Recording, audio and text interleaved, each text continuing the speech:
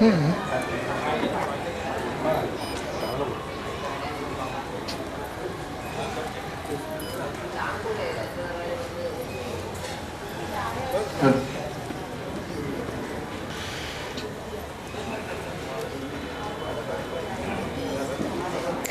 आत ये. अजून बस.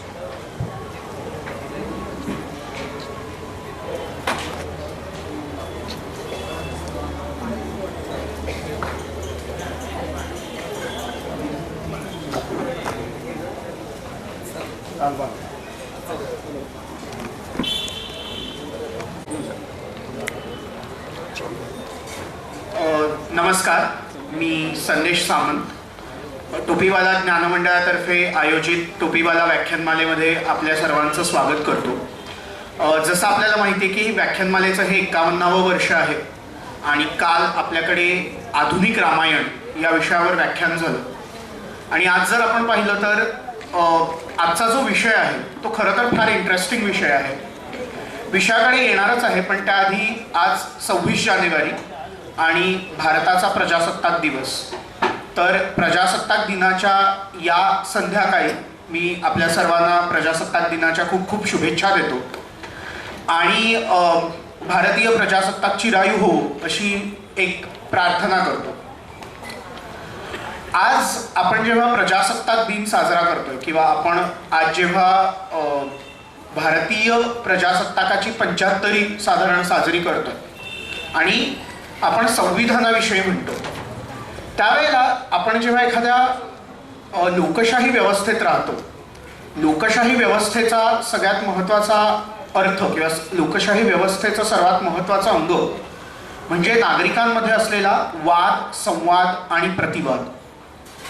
माणूस किंवा कोणताही प्राणी आपण जेव्हा म्हणतो त्या प्रत्येक प्राण्यामध्ये किंवा माणसामध्ये एक संवाद साधण्याची कला असते. संवादाचं रूपांतर कधी कधी प्रतिवादात सुद्धा होतं आणि त्यातनं जशी नाती बहरतात तशीच नाती तुटतात सुद्धा.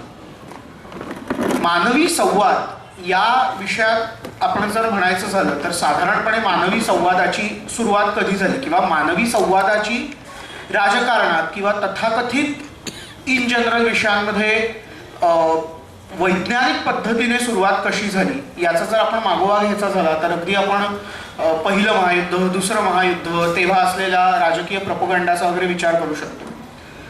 आणि आता आपण जेव्हा 2024 मध्ये याचा विचार करतो तेव्हा सगळीकडे आपण सगळ्यांनी एक शब्द ऐकलेला असतो किंवा 2 अक्षरं रादर ऐकलेली असतात इंग्रजीतली, ते म्हणजे AI, आर्टिफिशियल इंटेलिजन्स.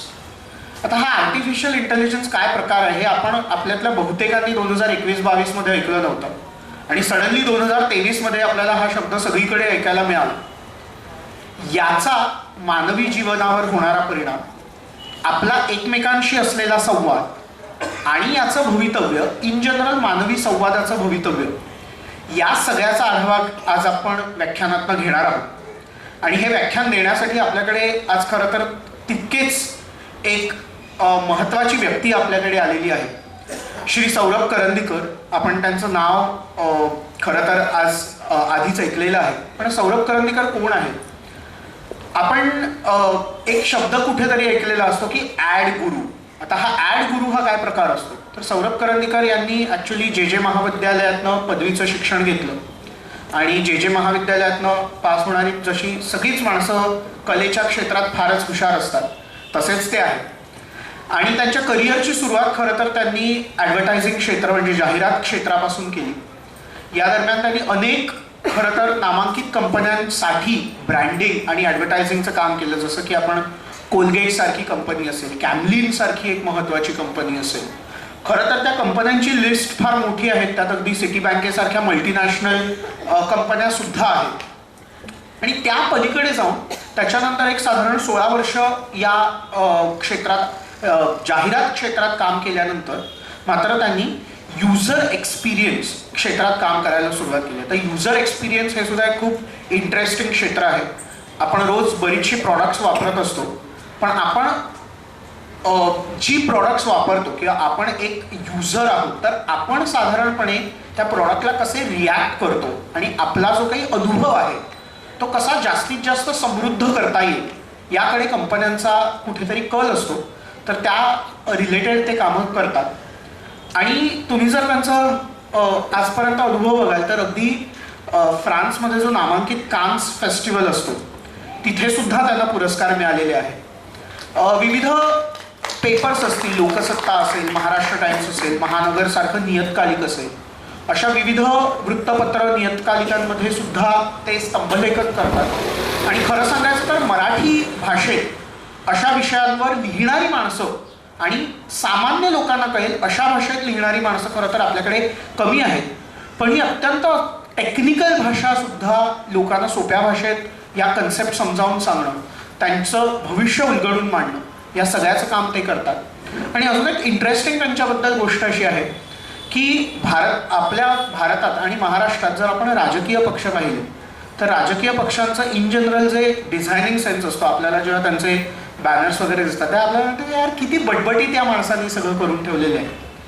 पण आपल्याला जर माहिती असेल की महाराष्ट्रात अनेक राजकीय पक्षांच्या बाबतीत फार अभिनव प्रयोग झाले आणि त्यातला एक अभिनव प्रयोग हा राज ठाकरेंच्या महाराष्ट्र नवनिर्माण सेनेने केला. आणि तो अभिनव प्रयोग काय होता तर त्यांनी एक विकासाची ब्लूप्रिंट, म्हणजे असं कधीच महाराष्ट्रात किंवा भारतात झालं नव्हतं, तर विकासाची ब्लूप्रिंट त्यांनी मांडली. आणि त्या ब्लूप्रिंटचं ॲक्च्युली वेबसाईट आणि इतर डिझाईन करण्यात सौरभ करंदीकरांचा फार मोठा वाटा आहे. इतकंच नव्हे तर एखाद्या पक्षासाठी किंवा एखाद्या पक्षाचा लोगो डिझाईन करणं, त्यांचा झेंडा डिझाईन करणं किंवा त्या पक्षाचा एक स्वतःचा फॉन्ट डिझाईन करणं असं आपल्याकडे फारसं कधी होत नसतं. पण राज ठाकरेंच्या महाराष्ट्र नवनिर्माण सेनेने त्याच्यासाठी जे काही प्रयत्न केले, जेव्हा त्यांनी पक्षाचं रिब्रँडिंग सोकॉल केलं त्यावेळेला सौरभ करंदीकरांनी ॲक्च्युली त्यात खूप महत्त्वाची भूमिका निभावली होती. आणि आपले FMCG प्रोडक्ट्स असतील किंवा राजकीय पक्ष असतील, असा एक प्रचंड प्रगल्भ अनुभव पाठीशी असलेले सौरभ करंदीकर आज आपल्याकडे आलेले आहेत. आणि मानवी संवादाचं भवितव्य या विषयावर ते आपल्याकडे एक ऑडिओ व्हिज्युअल प्रेझेंटेशन सुद्धा करणार आहेत. तर मी त्याचं मंडळातर्फे स्वागत करतो आणि मी श्रीमती शशिकला सामंत अय्यर यांना विनंती करतो की आजच्या वक्त्यांचं पुष्पगुच्छ आणि सन्मानचिन्ह देऊन त्यांनी स्वागत करावं.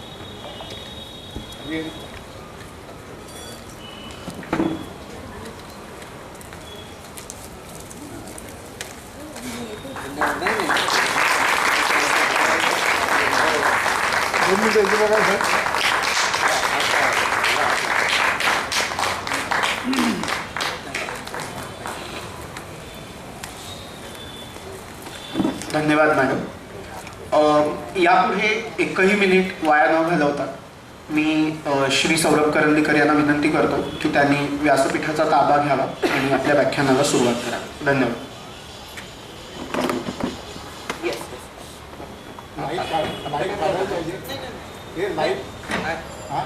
माईक नाही लाईट हा एक कोणता तरी बंद करायला लागेल म्हणजे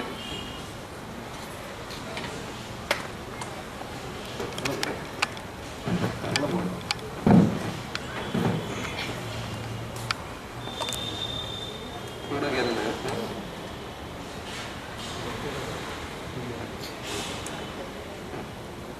ठीक आहे ऑन केलं.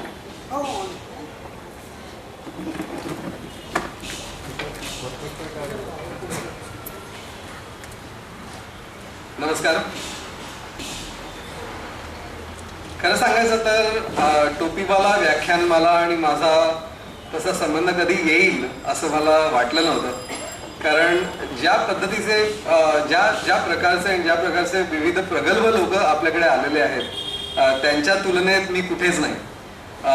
परंतु देसाई सर, तुमच्यामुळे मी केवळ इथे येऊ शकलो आणि माझे विचार तुमच्यासमोर मांडू शकतोय आज.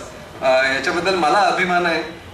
माझ्या स्वतःच्या फेसबुकवर आणि बाकी सोशल मीडियावर मी जेव्हा हे टाकलं तेव्हा इथे येणं किती मानाचं आहे ते मला माझ्या मित्रांच्या रिस्पॉन्सेसवरनं कळलं. आणि माझ्या असं लक्षात आलं की ही एक मोठी जबाबदारी आहे जी माझ्यावर दिलेली आहे की मला इथे येऊन जे अनुभव व्यक्त करायचे किंवा मी आतापर्यंत जे काही काम केलंय त्याच्याबद्दल बोलायचं आहे, त्याच्याबद्दल एक दडपण आहे माझ्यासमोर आज. आणि त्याचं कारण आहे, तर दडपण आहे, त्याचा आकडा आहे 51. आणि यावर्षी टोपीवाला व्याख्यानमालेला 51 वर्ष पूर्ण झालेली आहेत. आणि मला सुद्धा 51 वर्ष पूर्ण झाली. म्हणजे माझा जन्म आणि या व्याख्यानमालेचा जन्म एकाच वर्षी झालेला असल्यामुळे मला वाटतं मी जर असं म्हटलं की या व्याख्यानमालेत बोलण्यासाठी मी अख्खं आयुष्य काढलंय तर ते काही चुकीचं ठरू नये. माझा जन्म पण एका चाळीतला आहे. अहमद सेलर बिल्डिंग, नायगाव दादर इथली जी आहे 7 नंबरमध्ये मी राहायला होतो. वयाची 33 वर्ष मी तिथे काढलेली आहेत. त्याच्यामुळे दार उघडलं की समोर फेसबुक असायचं, दार उघडलं की सोशल मीडिया. आणि माझी एकदा मुलगी मध्ये, माझी आता आई तिथे राहत होती आणि माझी मुलगी तिथे गेली आणि मला सांगायला लागली की बाबा आजीचं घर खूप मोठं आहे. मी म्हटलं हो का, पण 2च खोल्या आहेत त्या. ते म्हणत नाही 2 कुठे, 14 खोल्या आहेत तुमच्याकडे. मग माझ्या लक्षात आलं की तिला असं वाटलं की दरवाजा उघडला म्हणजे हे सगळं घर आपलंच आहे. म्हणजे वसुदैव कुटुंबकम वगैरे काही सांगायची आपल्याला गरज नाही. आपल्याला माहिती आहे की आपले दरवाजे सतत उघडे असतात. आता जिथे मी राहतो तिथे आमच्या घराचे दरवाजे, आमचं घर संपलं की बंद होतात. त्याच्यामुळे लोकांची अशी धारणा झाली की ही लिमिट आहे, याच्या पलीकडे आपलं घर नाही आहे. पण ते तसं चाळीत नसतं. आणि याचा अनुभव मी माझ्या लहानपणात एवढा घेतलाय की त्याच्यामुळे मी प्रभावित होऊन माझ्या बरोबर काम करणारे जे आहेत, ऍडव्हर्टायझिंग एजन्सीमध्ये काम करायचे पूर्वी 16 वर्ष मी ऍडव्हर्टायझिंग एजन्सीमध्ये काढली. गेली 13-14 वर्ष मी युजर एक्सपिरियन्समध्ये काम करतोय. पण युजर एक्सपिरियन्समध्ये काम करताना सुद्धा आम्हाला संवाद तर साधायलाच लागतो लोकांशी. आणि मी नेहमी माझ्याबरोबर काम करणाऱ्या लोकांना सांगतो की तुम्हाला खरंच मानवी संवाद जर घडून बघायचा असेल ना तर तुम्ही चाळीत जा. तुम्ही तुमच्या ब्लॉकमध्ये बसू नका, तुम्ही चाळीत जा, लोकांशी बोला, तेव्हाच तुम्हाला कळेल की संवादाचं महत्व काय आहे. आणि आज तुम्ही मला इथे बोलवलंय संवादाबद्दलच बोलायला. त्याच्यावर अजून एक छोटीशी गोष्ट सांगतो. मी 4वी-5वी असताना काही कारणाने माझ्या बाबांना बरं नव्हतं आणि 1 वर्ष आमच्याकडे काही म्हणजे बाबा जात नव्हते कामाला. आणि आमच्यावर थोडीशी अशी जबाबदारी आली होती की काहीतरी छोटे छोटे उद्योग करा. तर आई आणि मी मिळून आम्ही बरंच काय काय करायचं. त्यातलं एक असं होतं की आम्ही उदबत्त्या वगैरे आणून त्याचे छोटी पॅकेट्स करून आम्ही विकायचो. तर उदबत्त्या विकायला म्हणून मी त्या ठिकाणी, आता ब्राह्मण त्याच्यामुळे आम्हाला ब्राह्मणाच्या चाळीत जायचं म्हणून आम्ही 10-12 चाळीच्या पलीकडे मला जायला परवानगी नव्हती. त्या 10-12 चाळीमध्ये जा आणि तिथेच मात्र तुझ्या सगळ्या त्या विकायच्या उदबत्त्या. ठीक आहे. आणि शाळेत असताना आपली परिस्थिती काय आहे, आपण कशासाठी काम करतो याची काही जाणीव नसते. काहीतरी एक उद्योग दिलाय आईनी करायला, त्याच्यामुळे मी सगळीकडे जायचो आणि त्याबद्दल मी अनेक लोकांच्या दारासमोर उभं राहून उदबत्त्या घेताय का असं विचारलंय. ज्या पद्धतीने लोक नाही म्हणतात ना त्याचे मी साधारण 100-200 प्रकार आतापर्यंत बघितलेले आहे. आणि त्याच्यात काय 2 गमतीचं फक्त तुम्हाला सांगतो. आता एका घरात गेल्यानंतर असं होतं की मी जेव्हा म्हणायचं की उदबत्त्या कापूर उद्योग काही घेताय का, तेव्हा त्या फार प्रेमाने मला आतमध्ये घ्यायच्या, म्हणायच्या की बसा, तू कुठे आहेस, कोणत्या शाळेमध्ये जातोस, हा थोडंसं खाऊ घे, सगळं. उदबत्त्या मात्र घ्यायच्या नाही. पण खूप खाऊ मिळायचा. दरवेळेला मी त्यांच्याकडे आधी जायचो आणि मग नंतर बाकीच्या घरांमध्ये जायचो सगळीकडे. ते अजूनही मला मध्ये कधी कधी भेटतात. आता काय मी तसं करत नाही, पण तरी म्हणतात ये एक दिवस उदबत्त्या घेऊन. म्हटलं माझ्याकडेच नाही आता काय करणार.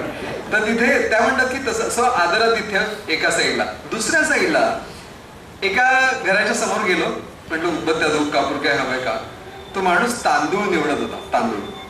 आणि तांदूळ निवडता त्यांनी माझ्याकडे बघितलं पण नाही. त्या तांदूळामधला जो एक खडा होता तो काढला आणि माझ्या अंगावर भिरकावला. म्हणजे हे तुझं उत्तर की बाबा. आणि मला वाटतं खडे भिरकावण्याचा जो तेव्हाची जी पद्धत आहे ती ट्विटरमध्ये पण आजकाल चालूच असते ना, एकमेकांवर खडे मारणं हेच तर चालू असतं. त्यामुळे त्या संवादांमधून मी जे काय तेव्हा शिकलो ते मी आजपर्यंत वापरतोय. आणि लोकांशी कसं बोलावं, लोकांना काय म्हटलं की लोकांची काय रिॲक्शन होते, हे सगळं आम्हाला तेव्हापासून तेव्हा कळत होतं. नंतर मी बालनाट्यात काम करायला सुरुवात केली रत्नाकर मतकरींच्या. आणि तिथे लहान मुलांसमोर नाटकात काम करायची ती वेळ होती. आणि त्यावेळेला एक मात्र लक्षात आलं की लहान मुलांइतके कठोर प्रेक्षक दुसरे कोणते नाही.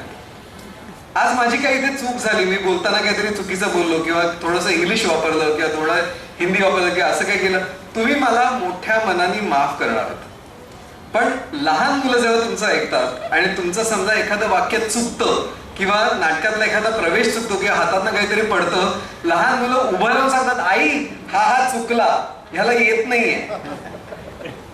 तेव्हा आम्हाला ते जे ती धाक होता एका पद्धतीचा, की लहान मुलांसमोर जर बोलायचं असेल तर तुम्हाला इतकी तयारी पाहिजे की एक छोटीशी गोष्ट पण तुमच्या हातून चुकून चालणार नाही.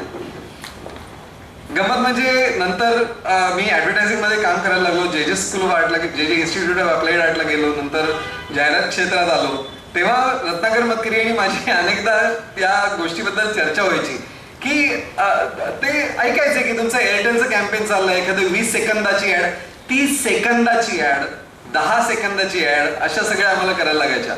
आणि ते करताना ते विचारायचे की बाबा तुमचं बजेट काय होतं, किती दिवस शूट केलं, काय करता. आणि तेव्हा ते असं म्हणायचं की अरे बाबांनो, तुम्ही 60 सेकंदाची जी 1 मिनिटाची जी ऍड करताय त्याच्यामध्ये आमचे 2 मराठी चित्रपट होतील, एवढा पैसा कशाला घालताय त्याच्यामध्ये. तर म्हटलं की एवढा पैसा अशासाठी घालतोय की ही जाहिरात एकदाच नाही तर 1000 वेळा लोकांच्या समोर जाणार आणि त्यातली एक छोटीशी गोष्ट जरी चुकलेली असेल तरी तीच लोकांना दिसत राहणार. त्यामुळे त्याच्यावर तेवढा पैसा खर्च करायला लागतो त्या जाहिरातींवर, असं लक्षात आलं. सो एअरटेल मुंबईमध्ये जे लॉन्च केलं ते माझ्या कॅम्पेननी केलं, ते मला करायची संधी मिळाली त्या काळामध्ये. आणि मी गेल्या म्हणजे 16 वर्ष जे ऍडव्हर्टायझिंग मध्ये होतो आणि गेली 13 वर्ष त्याच्यामध्ये या सगळ्या कंपन्यांसाठी मी यानं त्या पद्धतीने कामं केलेली आहेत. सध्या मी युजर एक्सपिरियन्स मध्ये काम करतोय, म्हणजे मोबाईल ऍप्स डिझाईन करतोय, डेस्कटॉप ऍप्लिकेशन डिझाईन करतोय. मुंबई मांडवा जी वॉटर टॅक्सी सर्व्हिस आहे त्याच्या बुकिंगचा ऍप मी केलाय. ऍग्रिकल्चरल इन्फॉर्मेशन सिस्टीम म्हणून एक प्रकार असतो, म्हणजे जसं ब्लूमबर्ग तुम्हाला फायनान्शियल इन्फॉर्मेशन दाखवतो की पैशाचं काय, स्टॉक मार्केट काय करत आहे, त्याच पद्धतीने हमिंगबर्ड नावाचा हा एक डॅशबोर्ड आहे की ज्याच्यामध्ये कृषी क्षेत्रामध्ये भारतात काय काय चाललेलं आहे ते सगळं दिसतं. तर हे मी डिझाईन केलंय. हे करायला 4 वर्ष लागली, त्यामुळे या पद्धतीची गोष्टी पटकन होत नसतात. पेशन्स बराच दाखवायला लागतो आणि बऱ्याच लोकांशी बोलायला लागतं, त्यांना काय हवंय हे जाणून घ्यायला लागतं आणि त्याच्यानंतर त्यांच्याशी संवाद साधून मग डिझाईन करायला लागतं. तर सध्या मी हे करतोय. पण या सगळ्यामध्ये म्हणजे जे स्कूल ऑफ आर्ट मध्ये असताना की जे इन्स्टिट्यूट ऑफ अप्लाइड आर्ट मध्ये असताना जे एक मला मनावर ठसवलं गेलं ते म्हणजे a picture is worth 1000 words. म्हणजे एका चित्रामध्ये 1000 शब्द एकत्र करायची ताकद असते. म्हणून मी काय केलंय, आज मी काही उदाहरणं तुमच्यासमोर आणलेली आहेत की जी एकच चित्र आहे पण त्याच्यामध्ये 1000 शब्दांची ताकद आहे. त्यातलं एक ऍड तुम्हाला जी दाखवणार आहे ती आहे वोल्वो कार्सची. ही इंटरनॅशनल ऍड आहे आणि वोल्वो कार्सचं समजा काही वैशिष्ट्य सांगितलं जात असेल तर ते असं असतं की वोल्वो हे सर्वात सेफ कार समजली जाते. म्हणजे त्याच्यामध्ये सेफ्टी फीचर्स जी आहेत ती सर्वात जास्त आहेत असं समजलं जातं. पण याच गोष्टीचं माझ्या मनावर कोरेल अशी एक ऍड जर करायची असेल तर ती कशी केली जाईल. अशी सेफ्टी पिन आणि सेफ्टी हा शब्द मात्र आपल्या डोक्यामध्ये राहतो. तर सेफ्टी पिन आणि त्याला फक्त एका गाडीचा आकार दिलेला आहे. इतक्या सोप्या प्रकारामध्ये त्यांनी त्याची ऍड केलेली आहे. ओसामा बिन लादेन जिवंत आहे, मेलेला आहे, याबद्दल काही वर्षांपूर्वी जो काय एकंदर किंतु होता आणि त्याला ते अक्षर स्वरूपात त्यांनी या जाहिरातीने त्याला एका प्रकारचा एक रंग दिलेला आहे अक्षर रूपी. तुमची कार अशी असायला पाहिजे की सगळ्यांना त्याचा हेवा वाटेल, सगळे मत्सर करतील तुमचा, कारण तुमच्याकडे ही कार आहे. हे जर मला सांगायचं असेल तर कसं सांगता येईल, याचं एक खूप छान उदाहरण आहे. गाडी तर तिथेच आहे पण समोरचा जो रस्ता आहे त्याच्यावर सगळेजण तिथे ब्रेक लावून थांबलेत आणि मग पुढे गेलेले आहेत. तर त्यांच्या टायर्सचे ते सगळे मार्क आहेत. म्हणजे तुमची गाडी अशी पाहिजे की लोकांनी थांबावं, तुमच्याकडे बघावं आणि मगच पुढे जावं. तर ते जे टायरचे मार्क्स आहेत ना, ती ऍडव्हर्टायझिंग क्रिएटिव्हिटी आहे. इथे कल्पनेची शक्ती ती आहे. आदिदासचे शूज घातल्यानंतर तुम्ही इतक्या जोराने पळाल की तुमची सावली सुद्धा तुम्हाला तुमच्या मागे लागेल की तुम्ही सावलीपेक्षा जास्त जोराने धावाल. किंवा एखादं बॉलपेन आहे, आता काय बोलू शकतो, बॉलपेन मला समजा कोणी दिलं विकायला आणि अशा गोष्टी जे मध्ये आमच्याकडनं करून घेतल्या जायच्या. कंदील विकायला दिले जायचे, छोटं पेन विकायला दिलं जायचं की तुम्ही त्याची ऍड कशी कराल. एखादं नुसतं पेन आहे, मला काय सांगता येईल एखाद्या पेन बद्दल की बाबा हे गळत नाही, एक दुसरं अनंत काळपर्यंत चालू राहतं. तर हे इन्फिनिटी साईन आहे, अनंत काळची द्योतक असलेली ती इन्फिनिटी साईन आहे ती तुमच्या पेनाने झालेली आहे असं त्याने केलं. तर मानवी संवादाचा जो इतिहास आपण बघणार आहोत तो आपण असं म्हटलं होतं की पहिलं वर्ल्ड वॉर, दुसरं वर्ल्ड वॉर असं म्हणाला, पण ऍक्च्युली त्याच्याही मागे जाऊन जर बघितलं असं समजा आपले जे पूर्वज होते ते राहायचे साध्या आपल्या गुहेमध्ये आणि एखाद्या मोठ्या प्राण्याला मारलं किंवा आपल्या शत्रूवर जर विजय मिळवला तर पहिली गोष्ट ते काय करायचं तर वॉलवर पोस्ट करायचं. म्हणजे आता जे फेसबुकवर लोक करतात तेच तेव्हा पण लोक करायचे, फक्त त्यांच्यासमोर खरंच वॉल होती आणि त्याच्यावर ते वॉल पेंटिंग करायचं. इथून त्या आयडिओग्रॅम्सचा जन्म झाला. आयडिओग्रॅम्स म्हणजे काय तर एखादी आकृती जी तुम्हाला त्या आकृतीपेक्षा जास्त काहीतरी सांगून जाते. म्हणजे समजा एखादा माणूस जर मला काढायचा असेल तर अगदी लहानातल्या लहान मुलाला जरी सांगितलं की माणूस काढ रे बाबा तर तो अशी एक छोटीशी आकृती काढेल. तर त्या आकृतीला जर समजा एक बो अँड ॲरो म्हणजे एक धनुष्यबाण दिलं तर तो आपला वैरी होतो आणि त्याला समजा एखादा हात दिला तर तो माणूस आपला मित्र होतो. आणि या पद्धतीची भाषा त्या वेळेला डेव्हलप होत होती आणि लोकांना वेगवेगळी चित्र वेगवेगळ्या गोष्टी सांगत होती. कालांतराने हे जी चित्र होती त्याला चित्रलिपीचं स्वरूप आलं. इजिप्शियन हेरोग्लिफ्स मध्ये तुम्ही बघितलं तर चित्र आहेत ती, पण तुम्ही चित्र किती काढाल? तुमच्या भाषेचा जी व्याप्ती आहे भाषेची ती होण्यासाठी काही चित्र फक्त नाही पुरेशी पडणार. आता समजा आपण चीन मधल्या काही लिप्या बघितल्या समजा तर त्याच्यामध्ये सुद्धा 300-400 चित्र असतात. आता एवढी कोणाच्या लक्षात राहणार आहेत? शेवटी आपण इकडेच येतो.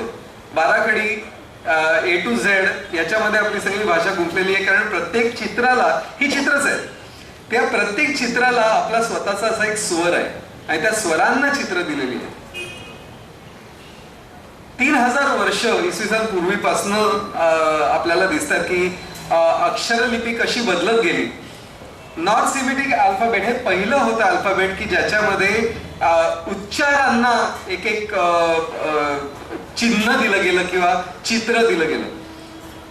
डॉक्टर अशोक रानडे एकदा एक गोष्ट सांगायचे की अक्षरांचा जन्म कसा झाला. तर गमतीची गोष्ट होती.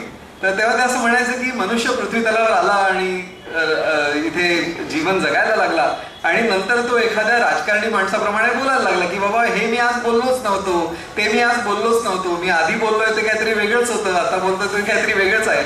तर हे सगळं होऊ नये म्हणून शेवटी देव म्हणाले की बाबांनो असं करू नका, तुम्हाला मी एक वस्तू देतो की ज्याच्यामुळे तुम्ही जे बोलाल ते तिथे लिहून ठेवा.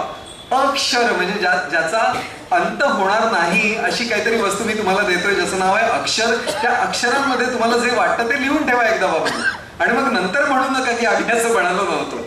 अशी त्यांनी गमतीची गोष्ट एक सांगितली.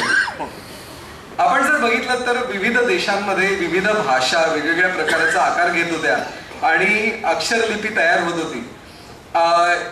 रोमन एम्पायर मध्ये असं म्हणतात की ऑल कॅपिटल्स, आता कॅपिटल लेटर्स असतात, स्मॉल लेटर्स असतात.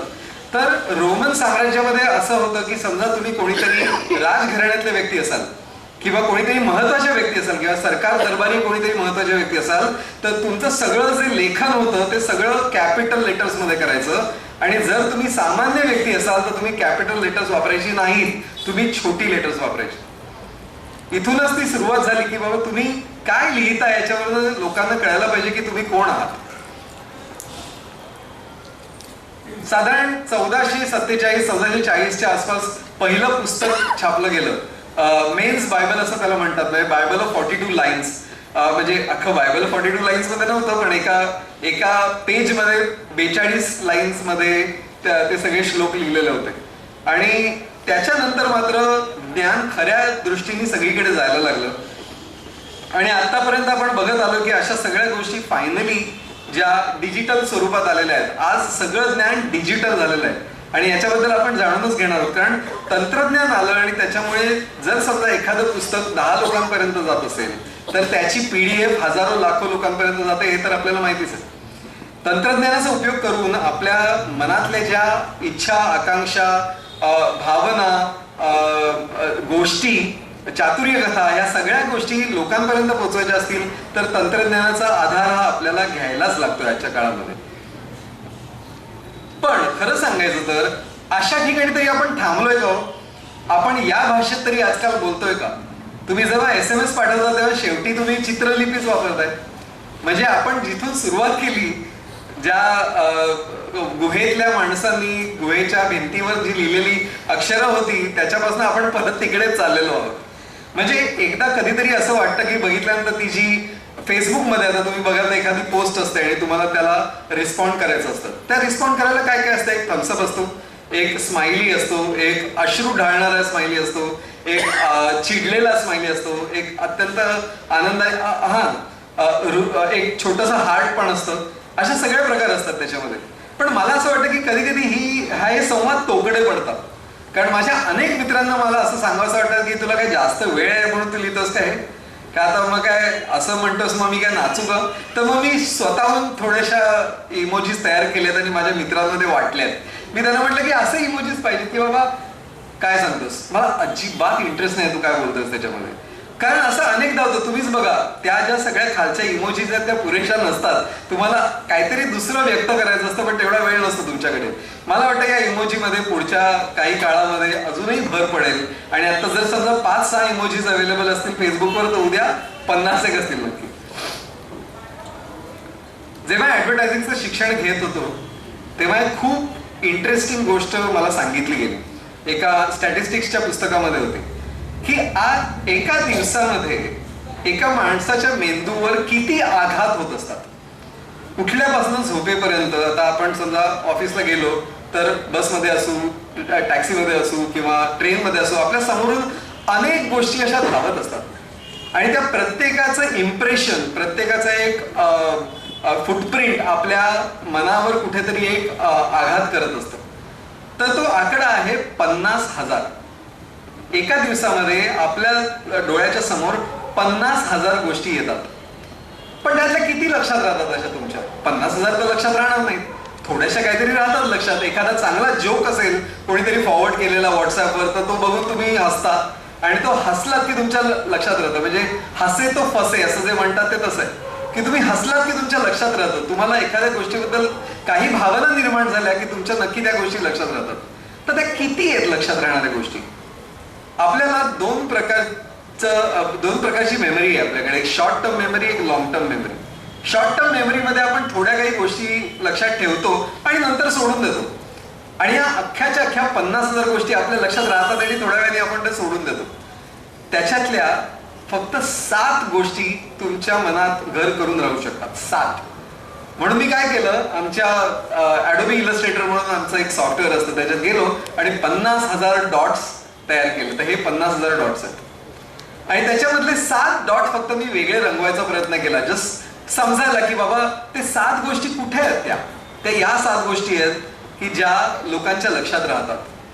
जाहिरात क्षेत्रात असताना लोक जे हजारो लाखो कोट्यावधी लोक रुपये जे खर्च करतात जाहिरातींवर, ते या गोष्टीसाठी करतात की माझ्या उत्पादनाबद्दलचा संदेश किंवा माझ्या सेवेबद्दलचा संदेश हा लोकांच्या डोक्यात राहिला पाहिजे. आज नाही तर उद्या वॉशिंग पावडर निर्मा रोज का दाखवली जायची वर्षानुवर्ष? हॅमरिंग का व्हायचं? कारण त्या 7 मध्ये ते कुठेतरी राहायला पाहिजे ते गाणं. आणि ते अनफॉर्च्युनेटली राहायचं बाबा ते गाणं, ते चांगलं असू दे अथवा वाईट असू दे, तर राहायचं गाणं डोक्यामध्ये. क्रिएटिव्ह डायरेक्टर किंवा क्रिएटिव्ह डिपार्टमेंटमध्ये असलेल्या प्रत्येकाचा जर काही उद्देश असेल तर तो हाच असतो की त्या एका जाहिरातीला एक वाचा फोडून देणं किंवा एका जाहिरातीला लोकांच्या डोक्यात अत्यंत आतपर्यंत उतरवणं. म्हणजे थोडक्यात 50,000 एका बाजूला आणि 7 एका बाजूला. मला 7 मध्ये राहायचंय. मग आपलाच संवाद दुसऱ्या माणसाने लक्षात ठेवावा हा जो आपला हट्ट असतो तो खरंच पुरा होतो का? आपण फेसबुकवर समजा पोस्ट केली, खूप लांबच्या लांब पोस्ट केली, सगळे लोक वाचणार आहेत का ती लांबच्या लांब पोस्ट, याचा आपण विचार करत नाही. आपण भाराभार लिहितो कारण आपल्या मनात गोष्टी असतात, पण त्या सगळ्या लोकांपर्यंत पोचतच नाहीत कारण त्यांना वेळच नसतो. मला 50,000 गोष्टी ऐकायच्यात रोज, त्या मी एवढा वेळ तर तुमच्या एका पोस्टमध्ये कशाला वाया घालतो? एअरटेलचं कॅम्पेन आम्ही जे केलं होतं त्याला चांगला रिस्पॉन्स मिळाला त्या काळामध्ये. आणि त्याच्यानंतर 2003 मध्ये आम्ही एक वेगळं कॅम्पेन केलं होतं एअरटेलचं. तुम्हाला कदाचित ती ऍड आठवत असेल. रेहमाननी त्याला म्युझिक दिलं होतं. सचिन तेंडुलकर आउट होतो आणि लता मंगेशकर गातायत आणि असं बऱ्याच त्याच्यामध्ये छोटे छोटे ब्लॅक अँड व्हाईट क्लिप्स होत्या आणि त्या क्लिप्सच्या शेवटी एकच वाक्य यायचं, एक्सप्रेस युअरसेल्फ, व्यक्त व्हा. आणि मोबाईल सर्व्हिस दुसरं कशा पद्धतीने जाहिरात करणार आहे? व्यक्त व्हायलाच तर मदत करणार, दुसरं काय काम असतं मोबाईल फोनचं. त्यामुळे त्यांनी व्यक्त व्हा म्हणजे एक्सप्रेस युअरसेल्फ असं ते कॅम्पेन करायचं आम्ही ठरवलं. प्रशांत गोडबोले, झरवान पटेल हे माझे बॉस, त्यांच्याकडनं ही कल्पना आली होती आणि आम्ही सगळे त्याच्यावर काम करत होतो. तर आम्ही काम केलं म्हणजे काय केलं की भावभावना ज्या असतात सगळ्यांचे शब्द लिहून काढ आणि ते शब्द जे असतात त्यांना मग मूर्त स्वरूप द्या. ही होर्डिंग्स तुम्ही कधीतरी पाहिली असतील खूप पूर्वी, आता अनेक वर्ष झाली त्याला, 2003 ते 2006 मध्ये चाललं होतं, पूर्ण भारतभरात होतं. कन्फेस, कन्फाईड, कन्वे किंवा big talk, small talk, sweet talk या टाईपचे शब्द घेऊन आम्ही त्यांना चित्ररूप द्यायचा प्रयत्न केला होता. आणि खाली एअरटेल आणि एक्सप्रेस असेल, आमचं एवढंच म्हणणं होतं की तुमच्या असेल तर ते जर व्यक्त करायचं असेल तर एअरटेल शिवाय तुमच्याकडे दुसरा पर्याय नाही. पर्याय आहेत पण अर्थात मी त्यांच्यासाठी ऍडव्हर्टायझिंग करत होतो म्हटल्यानंतर आम्हाला असं म्हणणं भागच आहे. काही वेळेला बोलायची गरज नसते, भावनांची गरज असते फक्त. तर काही वेळेला फक्त एक अश्रू तुम्हाला सांगून जातो की भावभावना काय आहे. आता या गोष्टीबद्दल एक गमतीची म्हणून गोष्ट तुम्हाला सांगतोय. हा फोटो, आता हे सगळे फोटो आम्ही काढले, हे तुम्ही जे बघताय ते सगळे फोटो आम्ही वेगवेगळ्या ठिकाणी जाऊन काढले होते. स्वपन पारेख आणि स्वतः प्रशांत गोडबोले हे दोघं जण आमच्यासाठी काम करत होते. आणि हा मात्र जेव्हा आम्ही फोटो काढायला घेतला तेव्हा जाम पंचायत झाली. मुलीला आणलं होतं छोट्याशा आणि आम्हाला ती मुलगी रडावी असं वाटत होतं आणि तो शब्द होता परसुएड, म्हणजे ते हट्ट धरणं हे जे काय असतं ते आम्हाला कॅप्चर करायचं होतं. आता रडणारी मुलगी, हट्ट करणारी मुलगी अशी आम्हाला चांगली दिसणारी मुलगी, सुंदर दिसणारी मुलगी सगळे मिळत होते आम्हाला. पण ही मुलगी जेव्हा शूटिंगला आली, बँड्रामध्येच एका घरामध्ये आम्ही शूटिंग करत होतो, ही मुलगी तिथे आली, रडायलाच तयार नाही, हसत होती पूर्ण वेळ. तिची आई आणि ती आई म्हणाली अहो पण ती अशीच आहे, सतत हसत असते, ती नाही रडत. म्हटलं कपाळ. आता मी त्यांना सांगितलं होतं, हे दाखवलं होतं कोऑर्डिनेटरला की बाबा मला हे चित्र पाहिजे, हा पिक्चर काढायचा आहे, तर कोणीतरी रडणारी मुलगी द्या ना. तर नाही, ती रडतच नव्हती बिचारी. मग मी म्हटलं करायचं काय?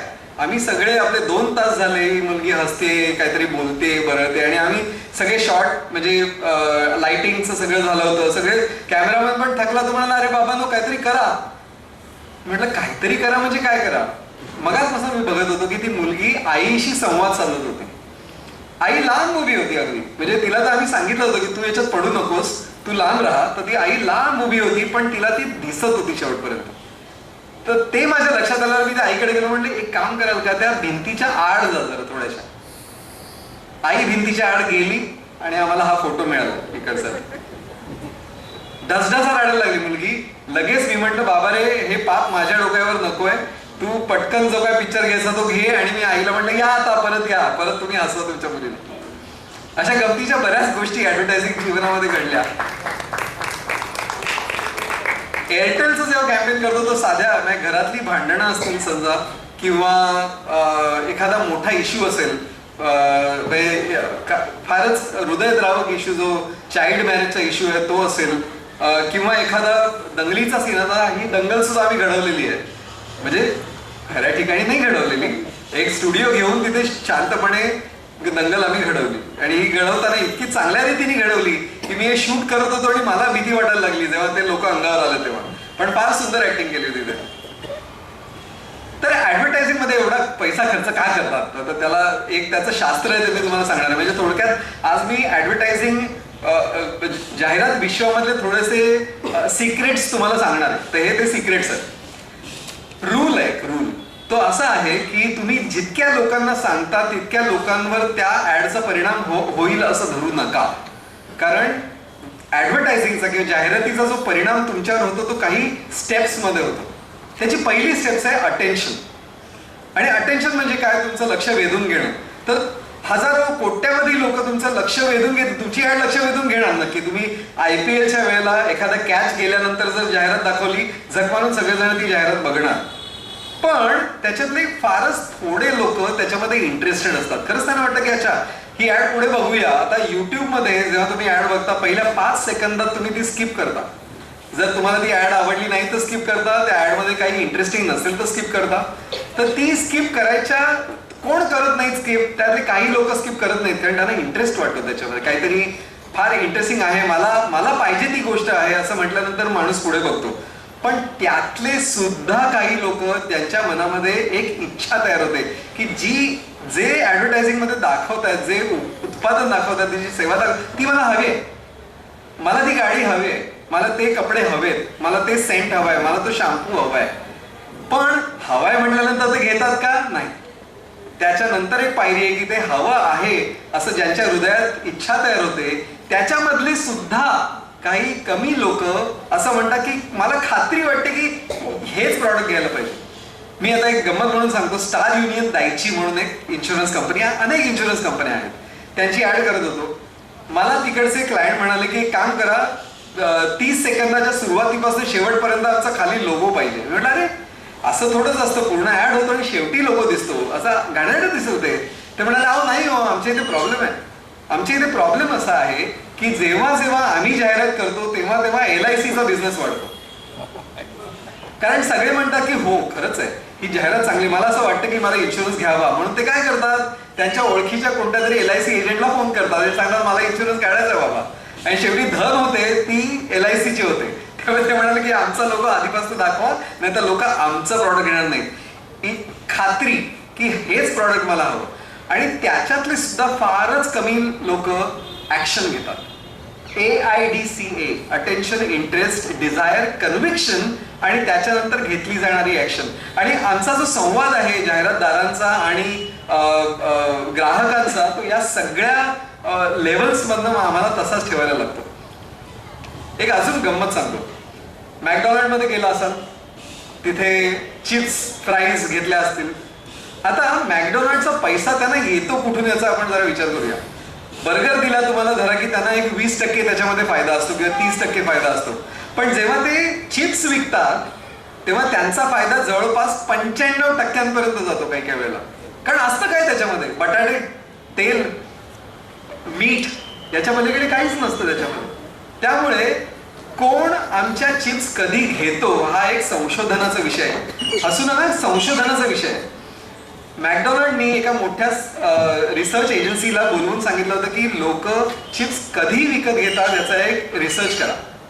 आणि त्यांनी तो केला होता. त्यांनी काय केलं होतं की आपण जेव्हा मॅकडॉनल्डमध्ये जातो आणि खूप गर्दी असते तेव्हा आपण लाईन लावतो, आणि त्या लाईनच्या मागे असताना सुद्धा त्यांचे क्लार्क येतात, विचारतात तुम्हाला काय हवंय खायला, आणि एक नोट काढतात छोटीशी, बरोबर, आणि मग ती तुमच्या हातात देतात की तुम्ही जेव्हा पोहोचाल त्या काउंटरपर्यंत ती तुम्हाला अजून बोलायची गरज नाही, जस्ट तुम्ही ती नोट द्या आणि तुमची ऑर्डर रेडी होईल.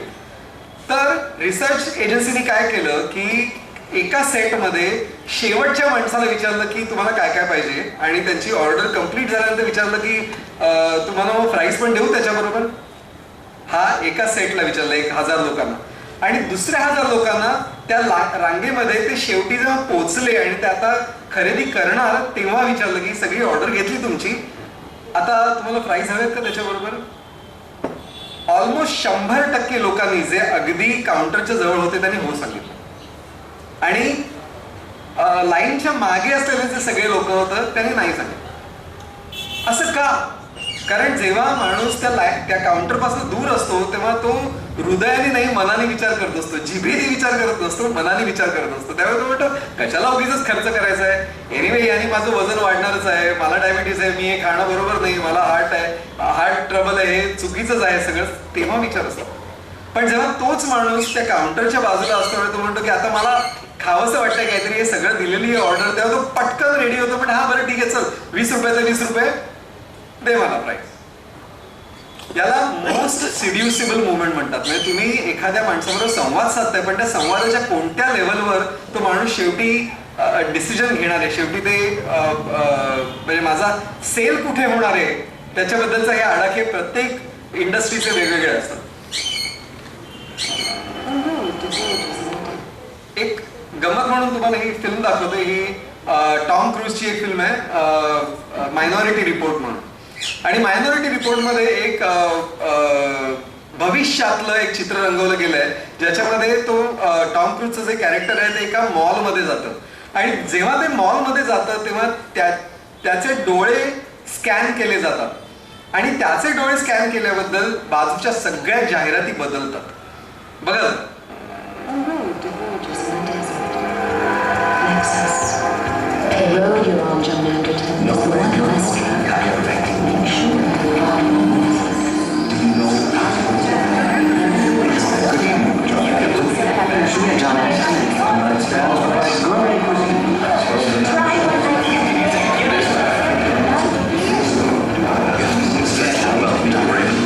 Escape from an old house. Get to a page.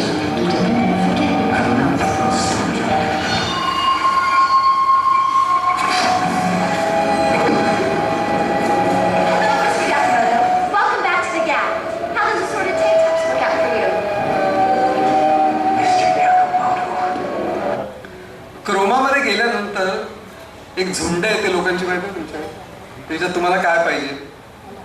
या सगळ्या जाहिराती त्या टॉम क्रूजला विचारतात तुझं नाव कळलं, तुला तू लास्ट याच ठिकाणी कधी आला होतास तेही कळलं, आता तुला काय पाहिजे. याच्याबद्दल त्या जाहिराती संवाद साधतायत आणि त्या माणसाशी बोलतात, एका माणसाशी. म्हणजे आमचं जे अटेन्शन, इंटरेस्ट, डिझायर वगैरे राहिलं बाजूला, तर भविष्यात कदाचित असं होईल की ती जाहिरात फक्त तुमच्यासाठी तयार केली जाणार आहे आणि तुमच्या आवडीनिवडीवर जो डेटा ऑलरेडी गुगलकडे आहे, फेसबुककडे आहे, ॲमेझॉनकडे आहे, सगळा तो डेटा आहे. आणि त्या डेटातनं त्यांना कळणार आहे की तुम्ही पुढचं उत्पादन कोणतं विकत घेणार आहात आणि कधी विकत घेणार आहात.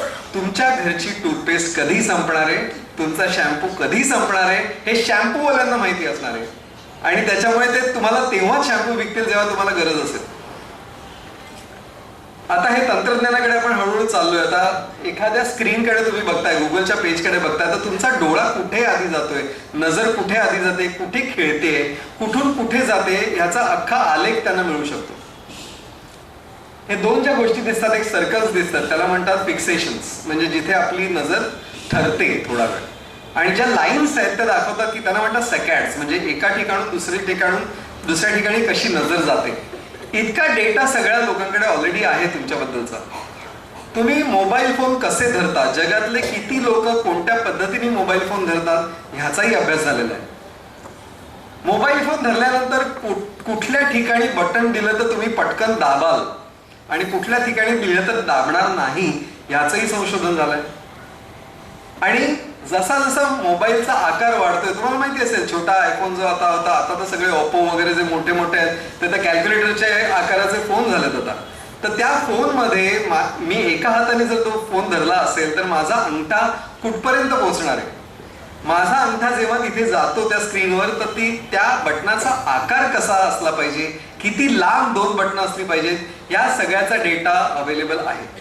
आणि जेव्हा मी आता युजर एक्सपिरियन्स मध्ये काम करतो त्यामुळे मला माहितीये की याच्यावर सतत संशोधन चालू असतं जगामध्ये. आणि ते तुम्हाला सांगत असतात की तुम्ही एक काम करा, जर समजा एशियामध्ये जर तुम्ही ऍडव्हर्टायझिंग करत असाल किंवा एशियामध्ये जर ऍप करत असाल तर दोन बटनांमधली जागा 44 पिक्सेलची हवी.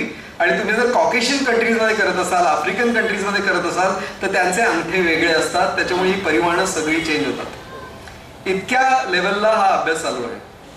इतकंच नाही तर आता हे कंटिन्यू बटन नुसतं हे तुम्ही अनेकदा कुठे कुठे दाबलं असेल, बरोबर.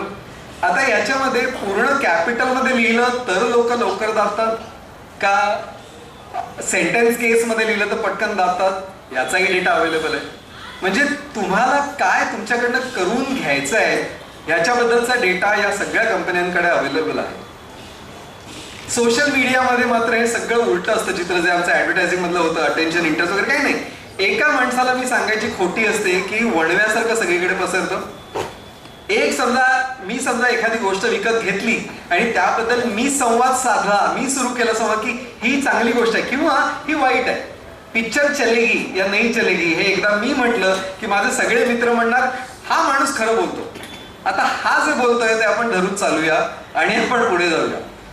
तर याला सोशल मीडिया मेगाफोन म्हणतात. म्हणजे एक माणूस बोलतोय आणि सगळेजण ऐकतात.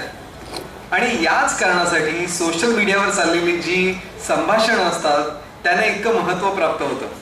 आणि सोशल मीडिया म्हणजे त्यांना, आता सोशल मीडियाचं एक वेगळं उदाहरण सांगतो. हे म्हणजे मी जेव्हा ऐकलं तेव्हा मी हतबुद्ध होतो. जाहिरात क्षेत्रातच काम करताना हा अनुभव आला. म्हणजे हे सोशल मीडियाचा आधीचा सोशल मीडिया आहे. हे मी आपलं रिप्रेझेंटेटिव्ह चित्र म्हणून आहे ना, सिटी फ्लो त्या काळात नव्हत्या बसेस, पण एक बस होती, AC बस होती जी लोखंडवालावरनं निघायची आणि चर्चगेटपर्यंत यायचे आणि बरेचसे लोक जे ऑफिसला जाणारे होते ते सगळे त्या बसने यायचे. माझा एक मित्र होता, तो एका इन्शुरन्स कंपनीसाठी काम करत होता आणि तो म्हणाला मी काय करतो की मी लोखंडवाल्याला तिकीट काढतो चर्चगेटचं आणि पूर्ण माझ्या याच्यावर फोनवर मला फोन आलाय असं मी नाटक करतो. मी म्हणतो अच्छा हां काय म्हणतोस रे, इथपासून सुरुवात होते लोखंडवाल्याला.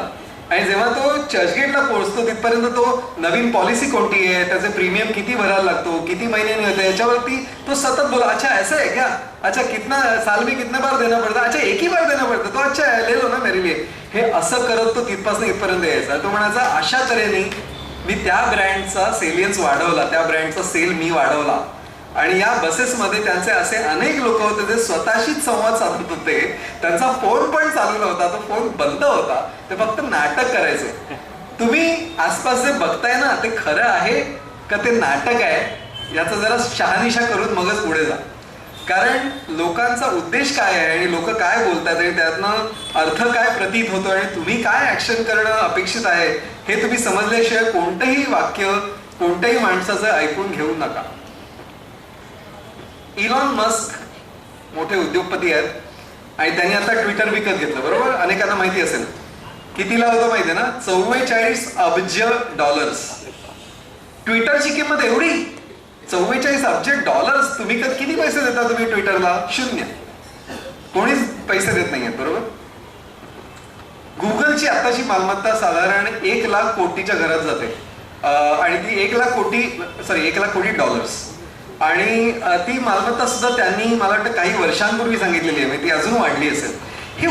हे पैसे येतात कुठून? तुमच्या आमच्या पॉकेटमधनं येतात. कारण त्यांच्यातर्फे ज्या जाहिराती दाखवल्या जातात त्या आपण बघतो आणि प्रत्येक बघितलेल्या जाहिरातीला थोडेसे पैसे त्या जाहिरातदाराला मोजायला लागतात. आणि म्हणूनच या सोशल मीडियाची किंमत वाढते. तर तुम्हाला जर असं वाटत असेल की सोशल मीडिया म्हणजे धर्मादायक गोष्ट आहे की तुमच्यामध्ये संवाद घडावा म्हणून कोणीतरी मोठ्या दिलाने तयार केलेली गोष्ट आहे, तर ती अजिबात नाही. ती त्यांना पैसे कमवायचे म्हणून ती तयार केलेली गोष्ट आहे आणि आपण सगळे त्याचे बळी आहोत. जेरोन लॅनियर म्हणून एक कम्प्युटर सायंटिस्ट आहे ज्यांनी व्हर्च्युअल रियालिटीचा त्याला जनक म्हणतात, जेरोन लॅनियरला.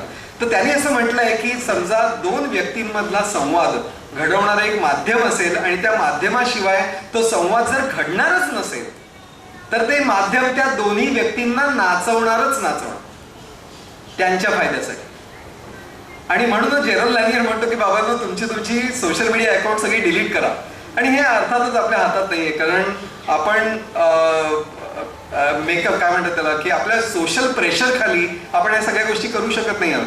कारण अरे तू व्हॉट्सअपवर नाहीयेस, अरे तुझ्याकडे जीमेल नाहीये, हे ऐकून शेवटी शर्मेने आपण ते आपले अकाउंट सुरू करतो आणि आपला डेटा या जाहिरातदारांना देत असतो.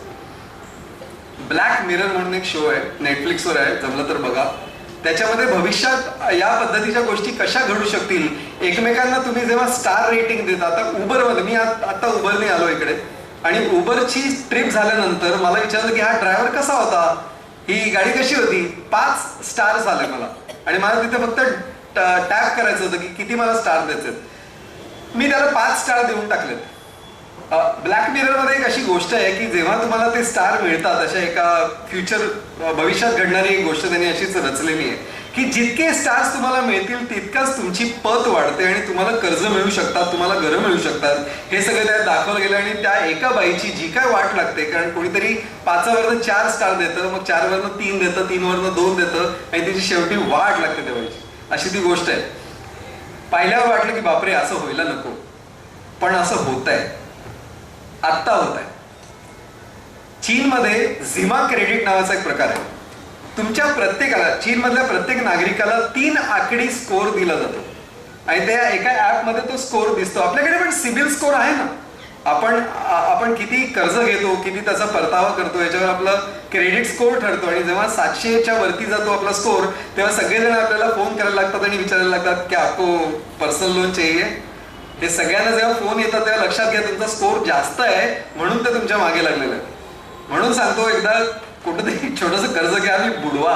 मग गंमत करतोय म्हणजे तुमचा स्कोर खाली गेले आणि कोणी तुम्हाला फोन करणार नाही त्याच्यात. माझ्या बाबांना एकदा असंच फोन येत होते, आता 2010 मध्ये गेले ते, 2008 ची गोष्ट आहे. त्यांना फोन आला की आपको पर्सनल लोन चाहिए. त्यांनी सांगितलं हा 2 करोड चाहिए. तर तो म्हणा हा ठीक आहे, आपका एज क्या है? ते म्हणे 70. जो फोन ठेवला त्यांना परत फोन येणं बंद झालं त्याच्यानंतर. असंच काहीतरी करा, बघा काय होतं. आता आपण थोडंसं तंत्रज्ञानाबद्दल बोलूया, कारण तुमच्या लक्षात आलं असेल की संवाद हा तंत्रज्ञानाशिवाय घडणं अशक्य झालेलं आहे. त्यामुळे तंत्रज्ञानाबद्दल माहिती असणं हा आता ऑप्शनच राहिलेला नाहीये प्रत्येकाला. इव्हन घराघरातलं जी लहान मुलं आहेत ती सगळीजण काय म्हणतात, मला कोडिंग शिकवा. ते white hat junior coding classes वगैरे. फक्त त्यामध्ये मला एकच म्हणायचं की कोडिंग कशाला शिका हे आधी समजून घ्या आणि मग कोडिंग शिकायला पाठवत होतं.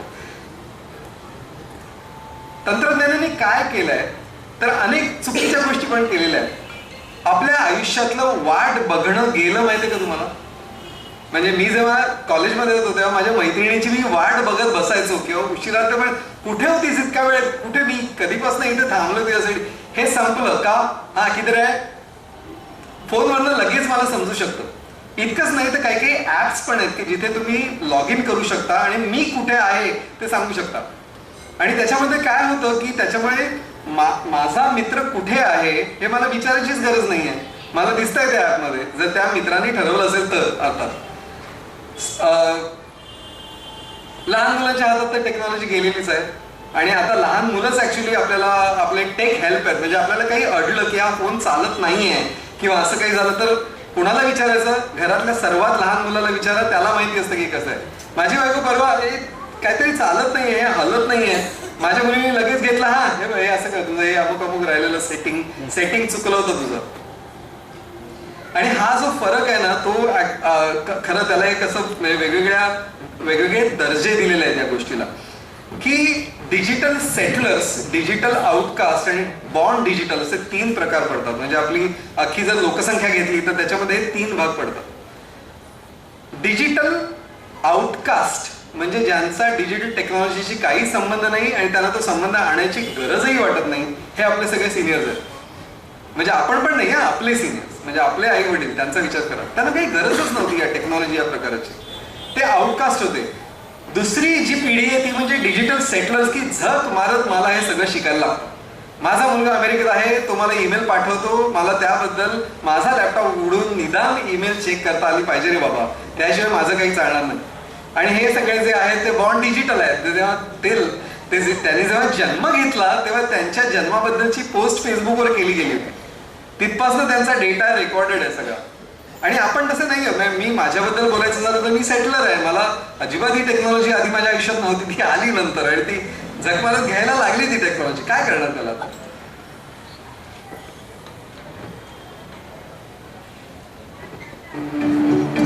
देसाई साहेब आपल्याकडे वेळ आहे थोडासा, मी एक पिक्चर हे दाखवतोय.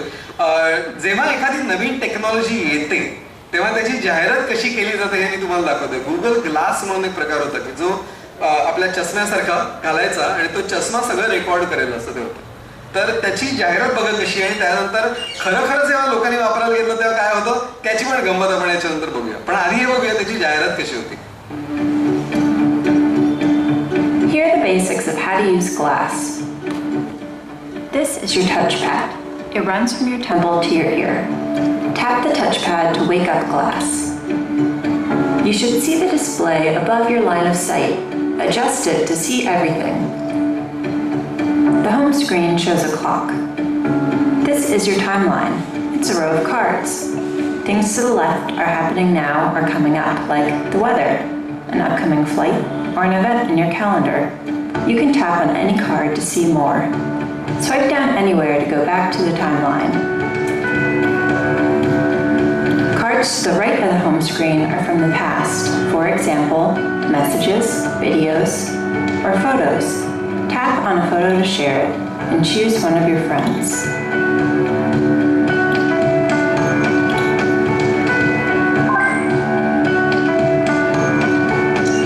Swipe down to go back to standby. And have fun exploring. छान वाटतं ना बघायला? किती सुंदर, किती सोपं. अगदी घ्या आणि तुमचं जीवन पूर्णपणे बदलून जाईल. आता हाच गुगल ग्लास, आता हा जो मी पुढचा व्हिडिओ दाखवणार आहे तो युट्यूबवर आहे, तुम्ही जरूर जाऊन बघा, खूप विनोदी आहे. पण मी थोडासा भागच त्यातला दाखवणार आहे.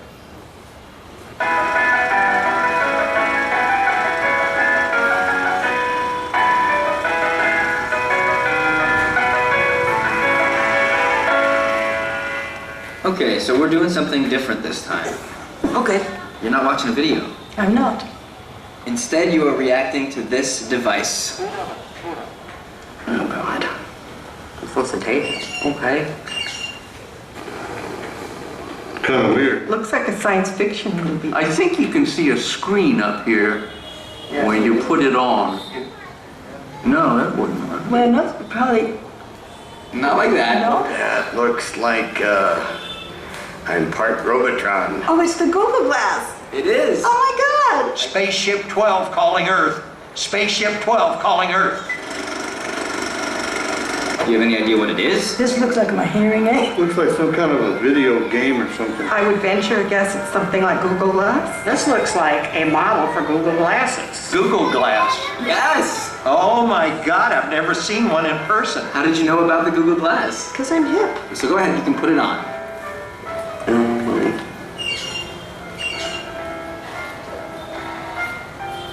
Other way, it's upside down. It's already on. How do you get it to work?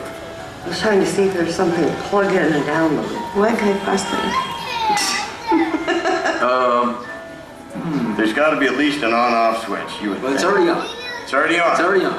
Then I have no idea how it works. So the way to use Google Glass is you'll actually speak to it. You're kidding. It'll do anything I say? No, it has specific commands. okay. So the first thing we're going to have you do is take a picture with it. Whoa. You'll say, okay, Glass, you wait for the beep. Then you're going to say, take a picture. Whatever I'm looking at? Mm-hmm. Well, where's the mirror? No, I'm just kidding. Okay, Glass, okay, what was it? Okay, Glass. Okay, Glass, take a picture. You must sign in. You must sign in. How do I sign in without a pen? La plume. Okay, Glass. Take a picture. Okay, Glass, take a picture. Do you see the picture? Got it. Yay! There. असो, बाकी तुम्ही बघा युट्यूबवर जाऊन, खूप interesting आहे की कसं वापरलं जातं. आणि हे उत्पादन काय नंतर टिकलं नाही, वेगळ्या बाकीच्या कारणांसाठी त्याची वाट लागली. ती म्हणजे लोकांनी असं धरलं की समजा मी गुगल ग्लास घातला असेल तर तो माणूस माझं शूटिंग करतोय, तो काय करतोय याच्यावरून भांडणं मारामाऱ्या व्हायला लागल्या. म्हणून ते फायनली हे प्रॉडक्ट बाजूला पडलं. पण तंत्रज्ञानाचं पण असं आहे ना, आपण जसं मगाशी आपण बघितलं की गुहेतल्या भिंतीवरची जी चित्र होती ती परत आपण तिकडे चाललो, तसं टेक्नॉलॉजी पण थोडंसं तसंच आहे. एक गंमत म्हणून सांगतो, आता ऑटोमेशन असं जर म्हणायला गेला तर सर्वात पहिला आपण बैलगाडी, आता बैलगाडीत जायचं तर तो जो काय स्पीड होता 5 किलोमीटर/आवर तो आपला स्पीड असायचा त्या काळामध्ये. पण लँड स्पीड रेकॉर्ड जो आहे आजचा, म्हणजे किती जोराने एखादी गाडी जाऊ शकते, म्हणजे आपली म्हणजे ट्रॅफिक पोलिसांनी सोडून द्या, पण 1227 किलोमीटर या वेगाने आज एखादी गाडी जाऊ शकते. आतापर्यंत हे तंत्रज्ञान इथपर्यंत आलेलं आहे. पण दादरला जा, गिरगावमध्ये या दुपारी, काय फरक पडतो, आपण एनिवे 5 किलोमीटरचं नावालाच जातोय परत तिकडे. म्हणजे टेक्नॉलॉजीनी काहीही करू दे, आपण जिथे आहोत तिकडेच राहणार आहोत, हे पण एक सत्य आहे. ते पण आपण थोडंसं जाणून घेतलं पाहिजे. इंटरनेट, आता इंटरनेट सुद्धा जे सुरुवातीला इंटरनेटची जी कल्पना होती ती अशाच कारणासाठी होती की सेकंड वर्ल्ड वॉर, दुसऱ्या महायुद्धामध्ये मित्र राष्ट्रांचा जो डेटा होता, जी माहिती होती ती कोणत्याही ठिकाणी बॉम्ब टाकल्यावर त्या माहिती नष्ट होऊ नये म्हणून ते विविध ठिकाणी ती माहिती साठवण्याचं ते तंत्र होतं. आणि ती जी माहिती सगळीकडे साठवलेली होती ते कम्प्युटर एकमेकांना जोडणं, यालाच तेव्हा इंटरनेट असं म्हणायचं. सो ते इंटरनेट होतं तेव्हाचं. आणि ते इंटरनेट पुढे महायुद्ध संपलं, त्याच्यानंतर त्या इंटरनेटचा काय फायदा होता, तर मग ते वेगवेगळ्या महाविद्यालयांनी त्याचा उपयोग करायला सुरुवात केली, वेगवेगळ्या हॉस्पिटल्सनी त्याचा उपयोग करायला सुरुवात केली. पण इंटरनेट खऱ्या अर्थाने नावरूपाला कधी आलं जेव्हा त्याच्यामध्ये पैसा आला, जेव्हा लोकांचा कॉमर्स तिथे सुरू झाला, ई कॉमर्स, तेव्हा खरं इंटरनेटनी म्हणावं तसा आकार घ्यायला सुरुवात केली. हा एक इंटरनेटचा मॅप आहे, हे पण तुम्ही गुगलवर जाऊन बघा. दररोज तो वाढतोय. दर दिवसाला साधारण 10-20 हजार साईट्स नवीन निर्माण होतात. मला वाटतं मी कदाचित कॉन्झर्वेटिव्ह नंबर सांगतो, याच्यापेक्षा जास्त नंबर असेल. वेबसाईट वाढतायत, तर बघणारे कोण, त्याच्याकडे किती लोक जाऊन बघणार आहे वेगळा विषय आहे. इलॉन मस्क म्हणतोय की आपण सगळ्यांनी आता मंगळावर जाऊया आणि मंगळावर वस्ती असेल तिथे पण तो इंटरनेट देण्याची त्यांनी सोय केली आहे आणि तिकडे जाऊन सुद्धा आपण आपलं जीमेल अकाउंट चेक करू शकतो अशी आता व्यवस्था करण्यात येईल. ड्रायव्हर शिवायचे कार्स चालत आहेत, माणसाशिवायचं घर चालतंय. म्हणजे माझ्याकडे समजा या वॉचनी माझ्या घरातला एखादा लाईट मी ऑन किंवा ऑफ करू शकतो आजच्या दिवसाला. म्हणजे मी तशी व्यवस्था केलेली नाहीये, माझ्या घरचे लोक चिडतील, पण असं मी करू शकतो आणि हे गुगल होम असेल किंवा ऍपल होम असेल हे अवेलेबल आहे. आज समजा मी एखादा मोबाईल फोन घेतला आणि बाहेर उभं राहिलोय आणि समजा या दिशेने मी तो मोबाईल फोन घेतला तर मला कोणाचं व्याख्यान आहे, किती वाजता सुरू होणार आहे, किती वाजता संपतंय ही माहिती टेक्निकली कळायची शक्यता आहे. गुगल मॅप्सवर तर ते ऑलरेडी होत आहे. मुलं पण तशीच शिकतायत आणि जी लोक काम करतात ती पण त्याच पद्धतीने शिकतात.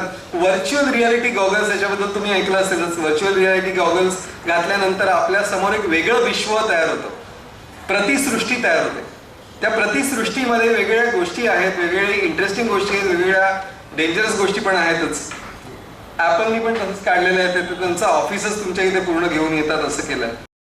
हे सगळं चाललंय कुठे, कोणत्या दिशेला चाललंय याचा काही लोक अंदाज घेतात. आता ऍक्सेलरेशन स्टडीज फाउंडेशन म्हणून एक वेबसाईट आहे. ऍक्सेलरेशन स्टडीज फाउंडेशन काय करतं तर ते बघतंय की हे शोध जे नवीन नवीन लागतात ते किती फास्ट लागतात, किती पटकन लागतात एकमेकांपासून. तर त्यांनी एक त्याचा आलेख तयार केलेला आहे, मी तुम्हाला आज दाखवणार आहे.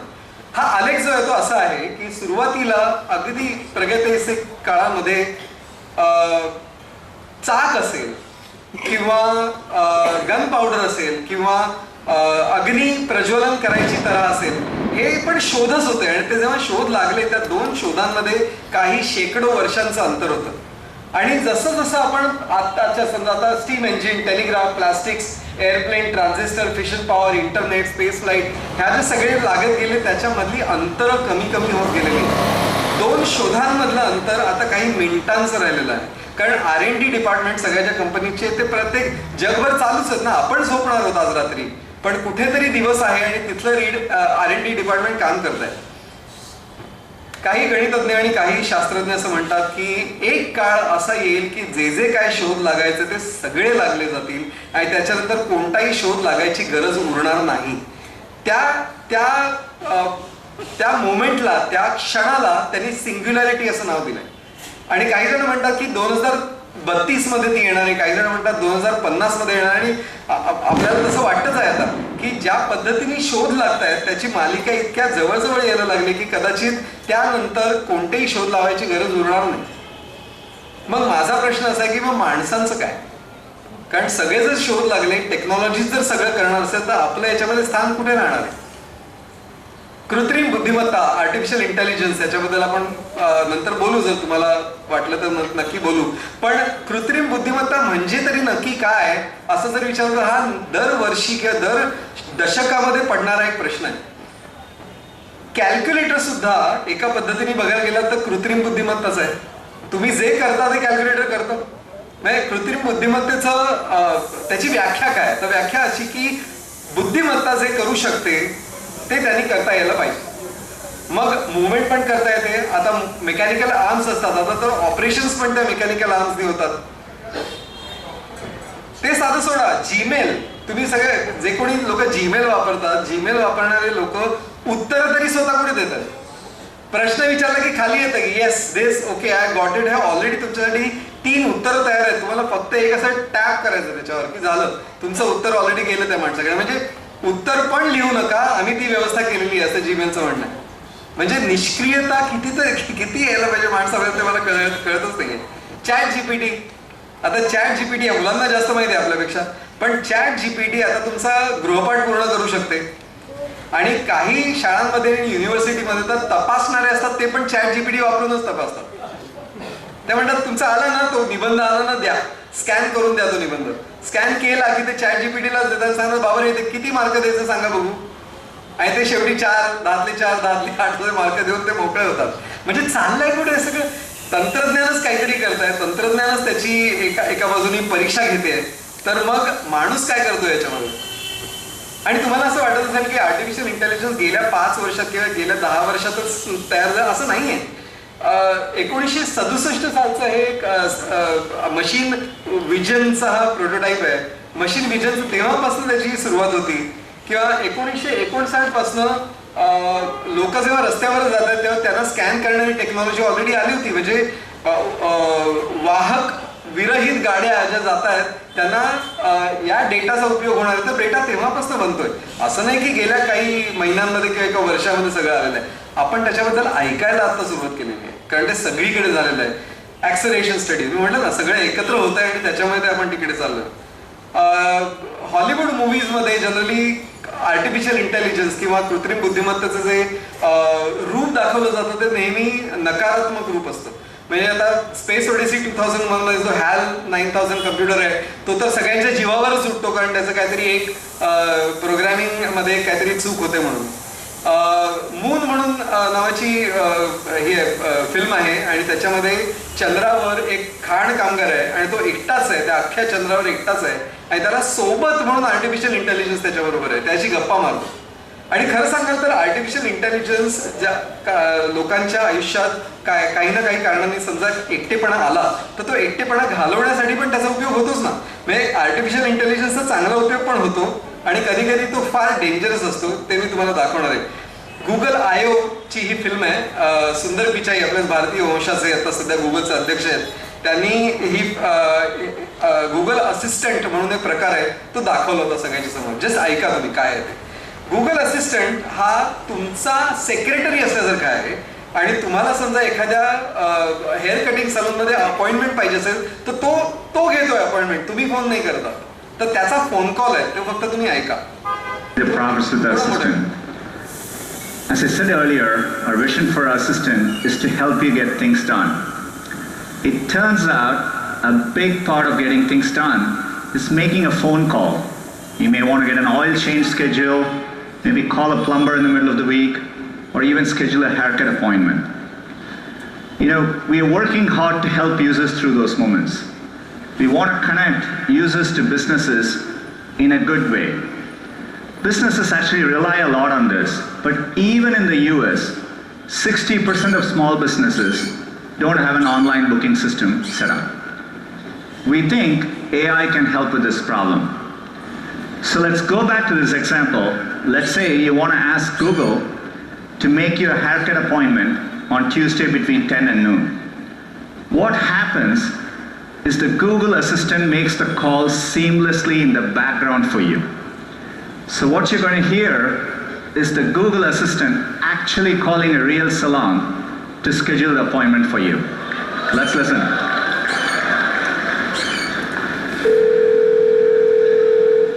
So how can I help you? Hi, I'm calling to book a woman's haircut for a client. I'm looking for something on May 3rd. Sure, give me 1 second. Sure, what time are you looking for around? At 12 p.m. We do not have a 12 p.m. available. The closest we have to that is a 1:15.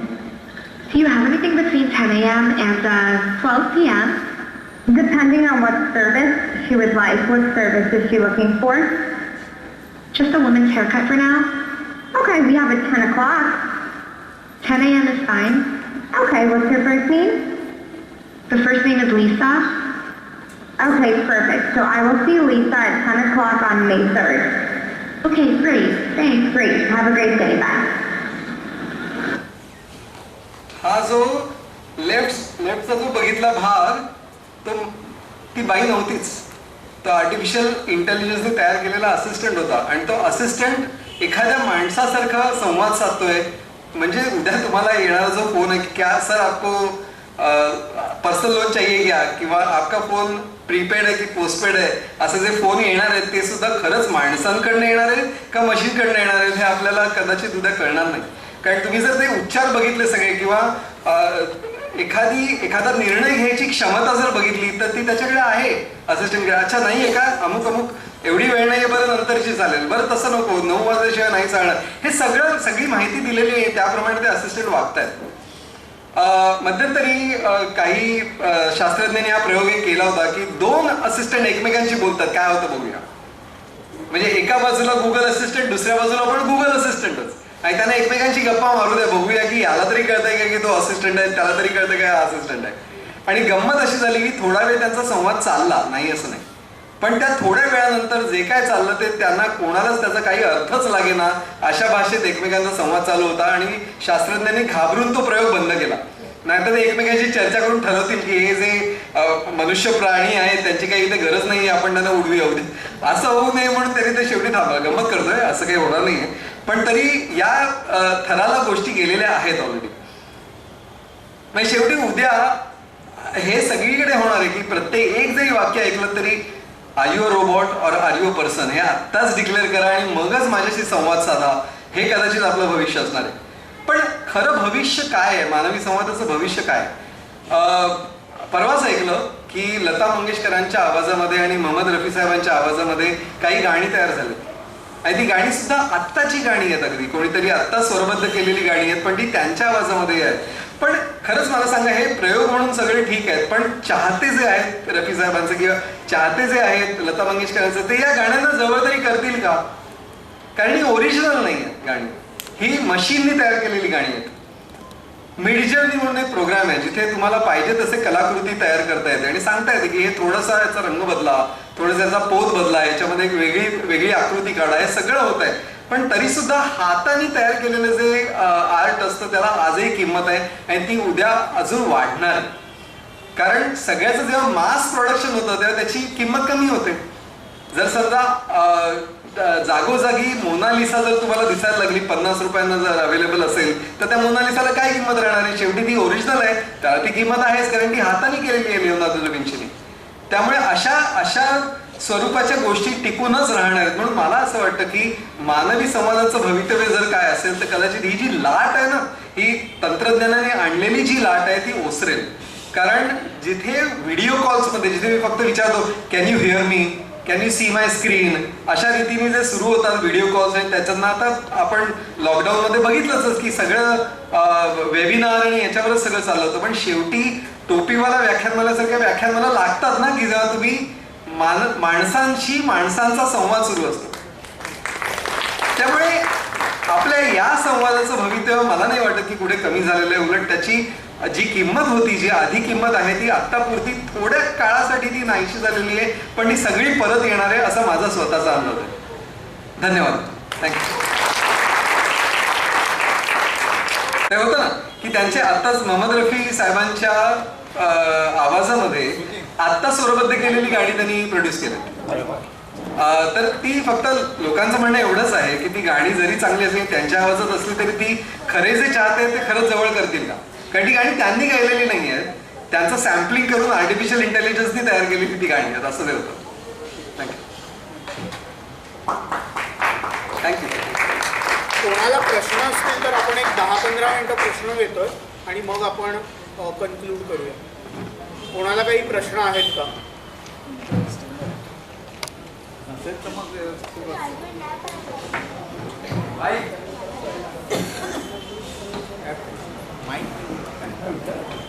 कोणाला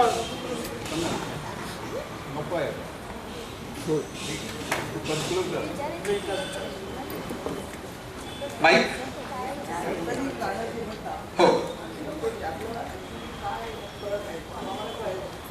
फरक म्हणजे त्यांनी काय केलं की कोणतेही तंत्रज्ञान आज ज्या स्थितीला आहे त्याच्यापेक्षा त्याची स्थिती अधिकाधिक चांगली होत जाते.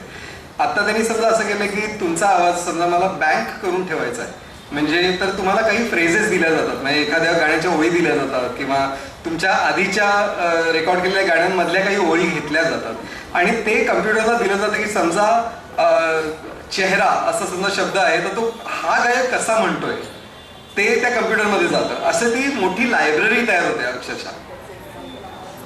आज मी आणलेलं नाहीये पण हे तुम्हाला इंटरनेटवर नक्की मिळेल. एक्झाम्पल सॅम्पलिंग म्हणून हे टाका, त्याच्यामध्ये शब्द सॅम्पलिंग आहे, व्हॉइस सॅम्पलिंग आर्टिफिशियल इंटेलिजन्स हे टाका आणि तुम्हाला खूप अनेक ठिकाणी ऐकता येईल तुम्हाला. आणि ही जी 2 गाणी आहेत म्हणजे मला वाटतं लता मंगेशकरांचं एक आहे आणि मोहम्मद रफी साहेबांची 1-2 गाणी आहेत, ती तर तुम्हाला इंटरनेट युट्यूबवर मिळतील तुम्हाला नक्कीच.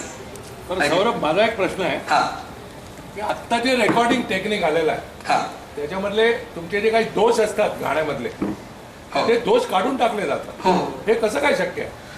आता परवा मीच एक प्रयोग केला होता तो सांगतो. माझं ऑफिस जे आहे ते जिथे माझं ऑफिस आहे ते छोटं आहे आणि त्यामध्ये आवाज खूप घुमतो. म्हणून इतके दिवस मी माझे जे स्वतःचे रेकॉर्डिंग करायचं होतं तिथे करत नव्हतं. मी रेकॉर्डिंग स्टुडिओला जाऊन माझं रेकॉर्डिंग करायचो. पण एक ॲडोबीचं एक सॉफ्टवेअर आहे ऑडिशन म्हणून, आणि त्याच्यामध्ये असं आहे की तुम्ही आवाज तुमचा रेकॉर्ड करा आणि त्या रेकॉर्डमधली हिस काढून टाका, त्यातलं रिवर्ब काढून टाका. हे सगळे त्याच्यामध्ये फिल्टर्स अवेलेबल आहेत. तर ते फिल्टर्स कसे काम करतात की एखादा स्वर आहे समजा, आता तो तुमच्या LP वर आहे समजा, की त्याच्यामध्ये तो अॅनालॉग आहे, म्हणजे तो डिजिटल नाही आहे, त्याचं 0 आणि 1 याच्यामध्ये रूपांतर झालेलं नाही आहे. आणि 0 आणि 1 मध्ये जेव्हा रूपांतर होतं माहितीचं, तेव्हा त्याच्यावर प्रक्रिया करता येतात, गणितं करता येतात.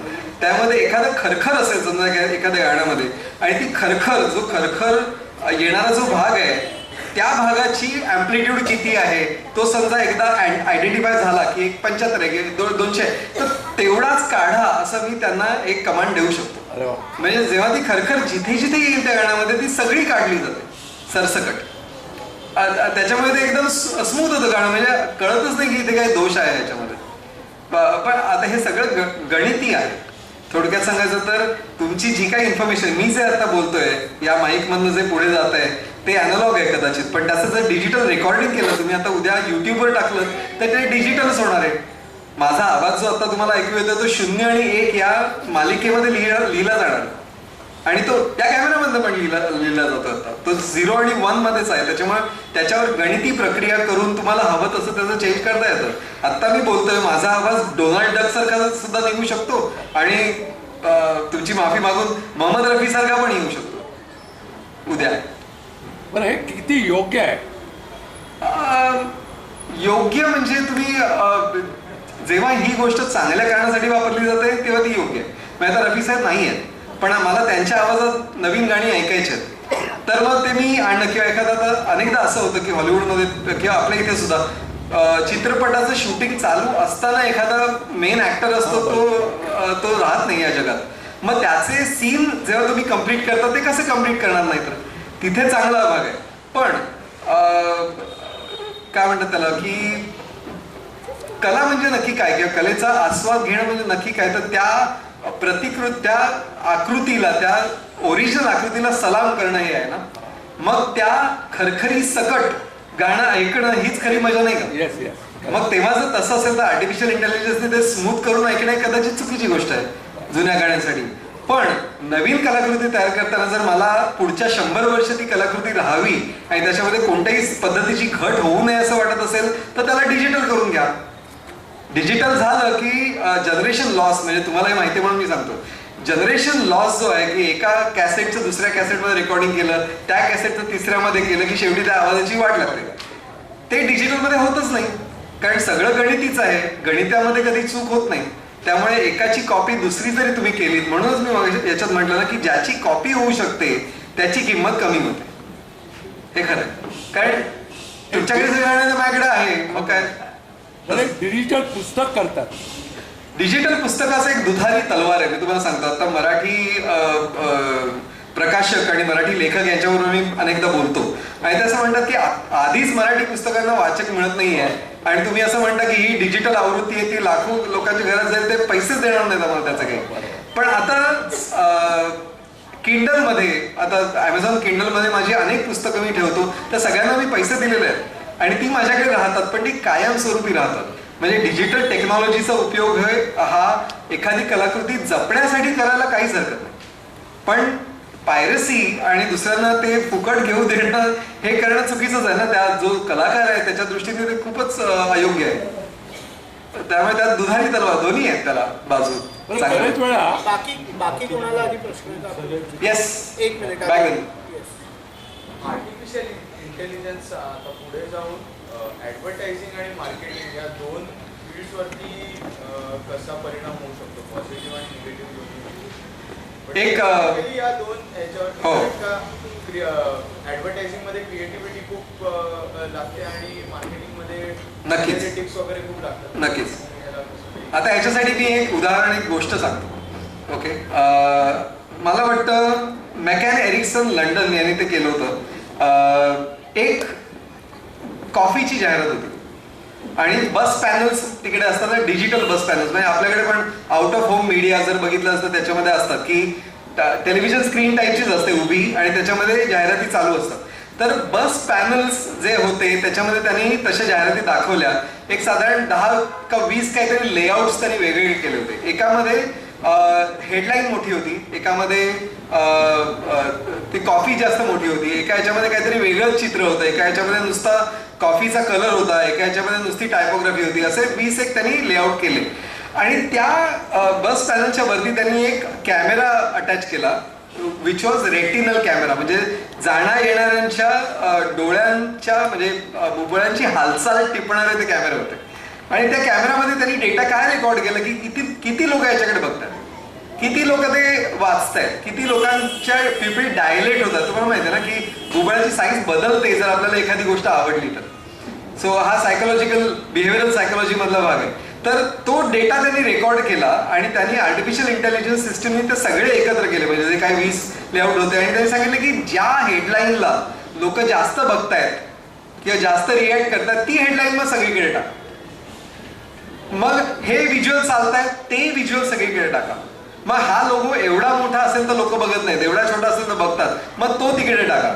असं करत करत ते सगळे बदलायला लागले. अनेक वर्षांपूर्वी झालेली गोष्ट आहे, आत्ताची नाही. आणि त्यांनी तेव्हा जे केलं त्यातनं जे रिझल्ट आले ते त्यांनी त्या क्रिएटिव्ह डिपार्टमेंटला दाखवलं आणि विचारलं की हे बघा ह्याला सर्वात जास्त रिस्पॉन्स मिळतो. तर म्हणाले घाणेरडं लेआउट आहे, मी कधीच केलं नसतं आयुष्यात. पण ते म्हणाले की हो पण हे तुझी स्वतःची क्रिएटिव्हिटी आहे ना. तो म्हणतो मी आर्ट डायरेक्टर आहे, मी ठरवतो की हा लेआउट असं पाहिजे. अरे पण त्या सगळ्या बसस्टॉपच्या समोर आलेले जे लोक आहेत त्यांनी जर तुझ्या उत्पादनाकडे बघितलं असेल आणि त्यांना इंटरेस्ट वाटत असेल तर मग कसाही लेआउट असलं तरी काय प्रॉब्लेम आहे. ही चांगली आणि वाईट गोष्ट आहे. आत्ता जाहिरात संस्थेमध्ये जे जे लोक काम करतात, क्रिएटिव्ह डिपार्टमेंटमध्ये जे लोक आहेत ते आपल्या गट फीलवर काम करतात.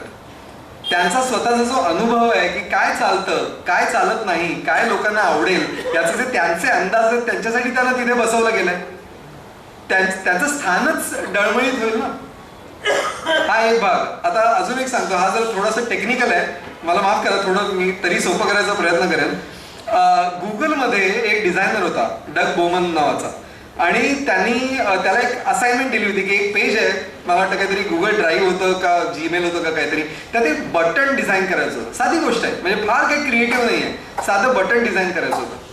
त्या बटनाला त्यांनी एक निळा रंग दिला आणि तो डेव्हलपरकडे गेला आणि म्हणाला की हा निळा रंग आहे, तू आता ते कोडिंग कर आणि सगळ्या जगाच्या जीमेलमध्ये ते ब्लू बटन दिसावं अशी व्यवस्था कर. तर तो जो डेव्हलपर होता तो म्हणाला की पण हा ब्लू कशाला. तर तो म्हणाला मी सांगतो म्हणून मी कलाकार आहे, मी सांगतो की हा ब्लू हवा. तर तो म्हणाला एक मिनिट पण just for the sake of argument हा ब्लू का नको. म्हणून त्याने एक दुसरा ब्लू काढला, तो काहीतरी वेगळाच होता, दुसरा निळा. म्हणजे हा निळा एका साईडला, हा निळा एका साईडला.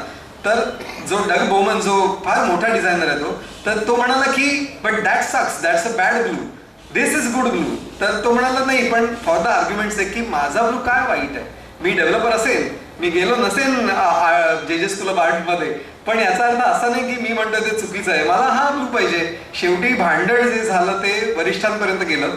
मेरिसा मेयर तेव्हा हेड करत होती त्यांचं डिपार्टमेंट, जे याहूची नंतर ती बॉस झाली. तर मेरिसा मेयर पर्यंत हे प्रकरण गेलं आणि ती म्हणाली एक काम करा, फोटोशॉपमध्ये जा, हा निळा या साईडला घ्या, हा निळा दुसऱ्या साईडला घ्या आणि ग्रेडियंट मारा इकडनं तिकडे.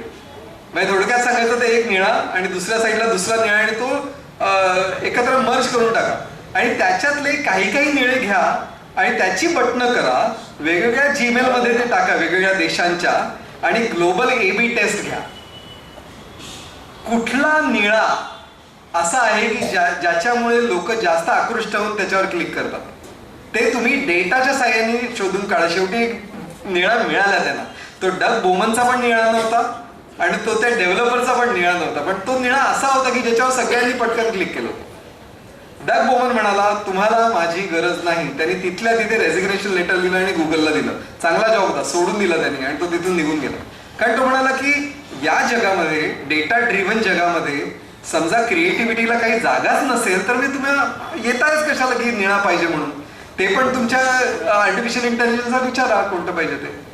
आता ह्याचा जो हे एक्स्ट्रीम उदाहरण झालं, पण आपण आता आजच्या संवादाकडे परत येऊया की हे समजा होत असेल आणि समजा आर्टिफिशियल इंटेलिजन्सच सगळं करणार असेल, त्याचा रेसिपियंट कोण आहे, त्याचा स्वीकार करणारा कोण आहे? तो शेवटी माणूसच आहे ना.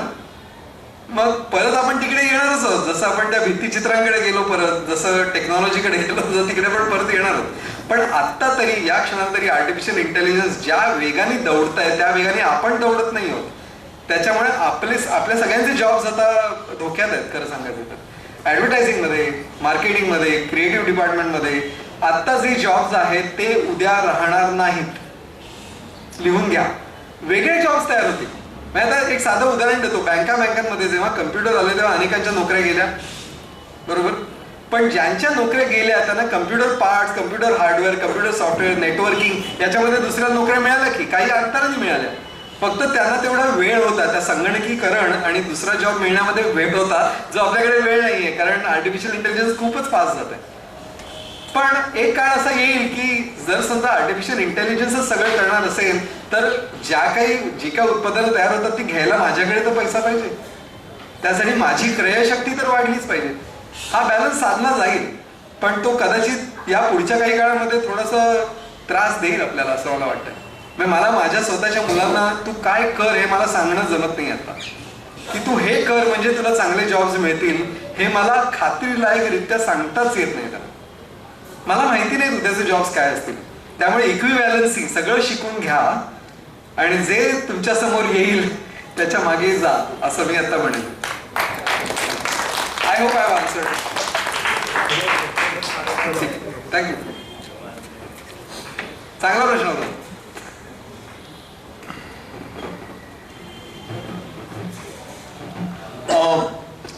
एक फक्त गोष्ट सांगू इच्छितो की आम्ही जेव्हा शाळेत तर कॉलेजमध्ये जात होतो तेव्हा सोशल मीडिया नवीन आलं होतं आणि आम्ही ऑर्कुट नावाची एक वेबसाईट वापरायचो.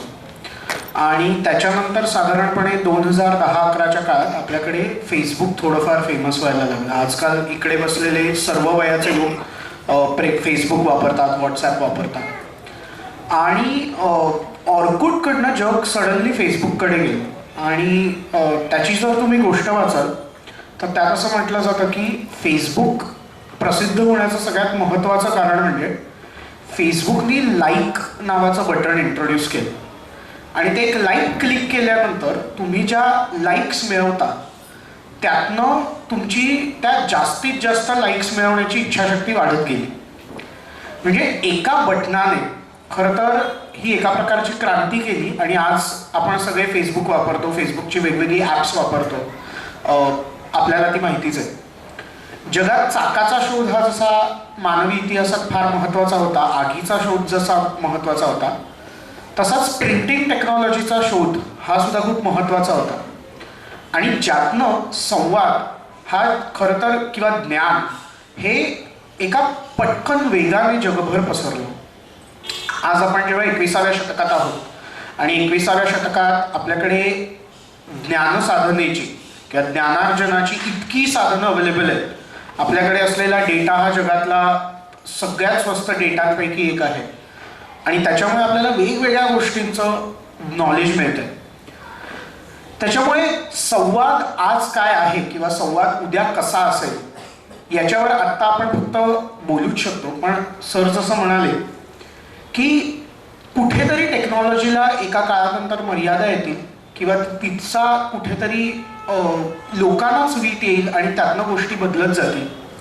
मला आठवतं आम्ही लहान असताना इथे जेव्हा व्याख्यानमाला व्हायची तेव्हा पटांगणात खाली लोक असायचे आणि पटांगण सुद्धा तुडुंब भरलेलं असायचं. मग तिथली जमखानं जाऊन खुर्च्या आल्या आणि मग खुर्च्या अडवण्यासाठी सुद्धा लोक 20-20 मिनिटं आधी यायचे. आणि आज मात्र पॉडकास्ट किंवा तत्सम यूट्यूबवरच्या व्याख्यानांच्या जमान्यात प्रत्यक्ष व्याख्यानांना असणारी संख्या ही सुद्धा रोडावत चालली तरीही व्याख्यानमाला सुरू राहील. मला वाटतं आपण या व्याख्यानात आज जो तंत्रज्ञानाचा आढावा घेतला त्यात आपण एक अशी इच्छा व्यक्त केली होती की कुठेतरी जुने दिवस आपल्याला किंवा मानवी संस्कृती ही पुन्हा कुठेतरी जुन्या दिवसांकडे जाईल. आणि मला असं वाटतं की आजच्या व्याख्यानाचा समारोप करताना आपण हीच इच्छा व्यक्त करू की येत्या काळात व्याख्यानमालांना सुद्धा सुगीचे दिवस परत येतील. लोक केवळ यूट्यूबवरची व्याख्यानं न ऐकता प्रत्यक्षात व्याख्यानं ऐकतील आणि यात सर्वच पिढीचे लोक असतील. व्याख्यान समारोप करताना जसं करंदीकर सरांनी लता मंगेशकरांचा उल्लेख केला, तर उद्या या ठिकाणी 8:30 वाजताच डॉक्टर मृदुला दाढे जोशी यांचं अमरलता या विषयावर व्याख्यान होणार आहे. आपल्या सर्वांची उपस्थिती प्रार्थनीय आहे. मी आजच्या या इतक्या सुंदर व्याख्यानासाठी करंदीकर सरांचे आभार व्यक्त करतो. आपण सगळे आज सुट्टीच्या दिवशी लॉंग वीकेंडच्या दिवशी इथे वेळात वेळ काढून आलात त्याबद्दल आपल्या सर्वांचे आभार व्यक्त करतो आणि इथेच थांबतो. जय हिंद, जय महाराष्ट्र.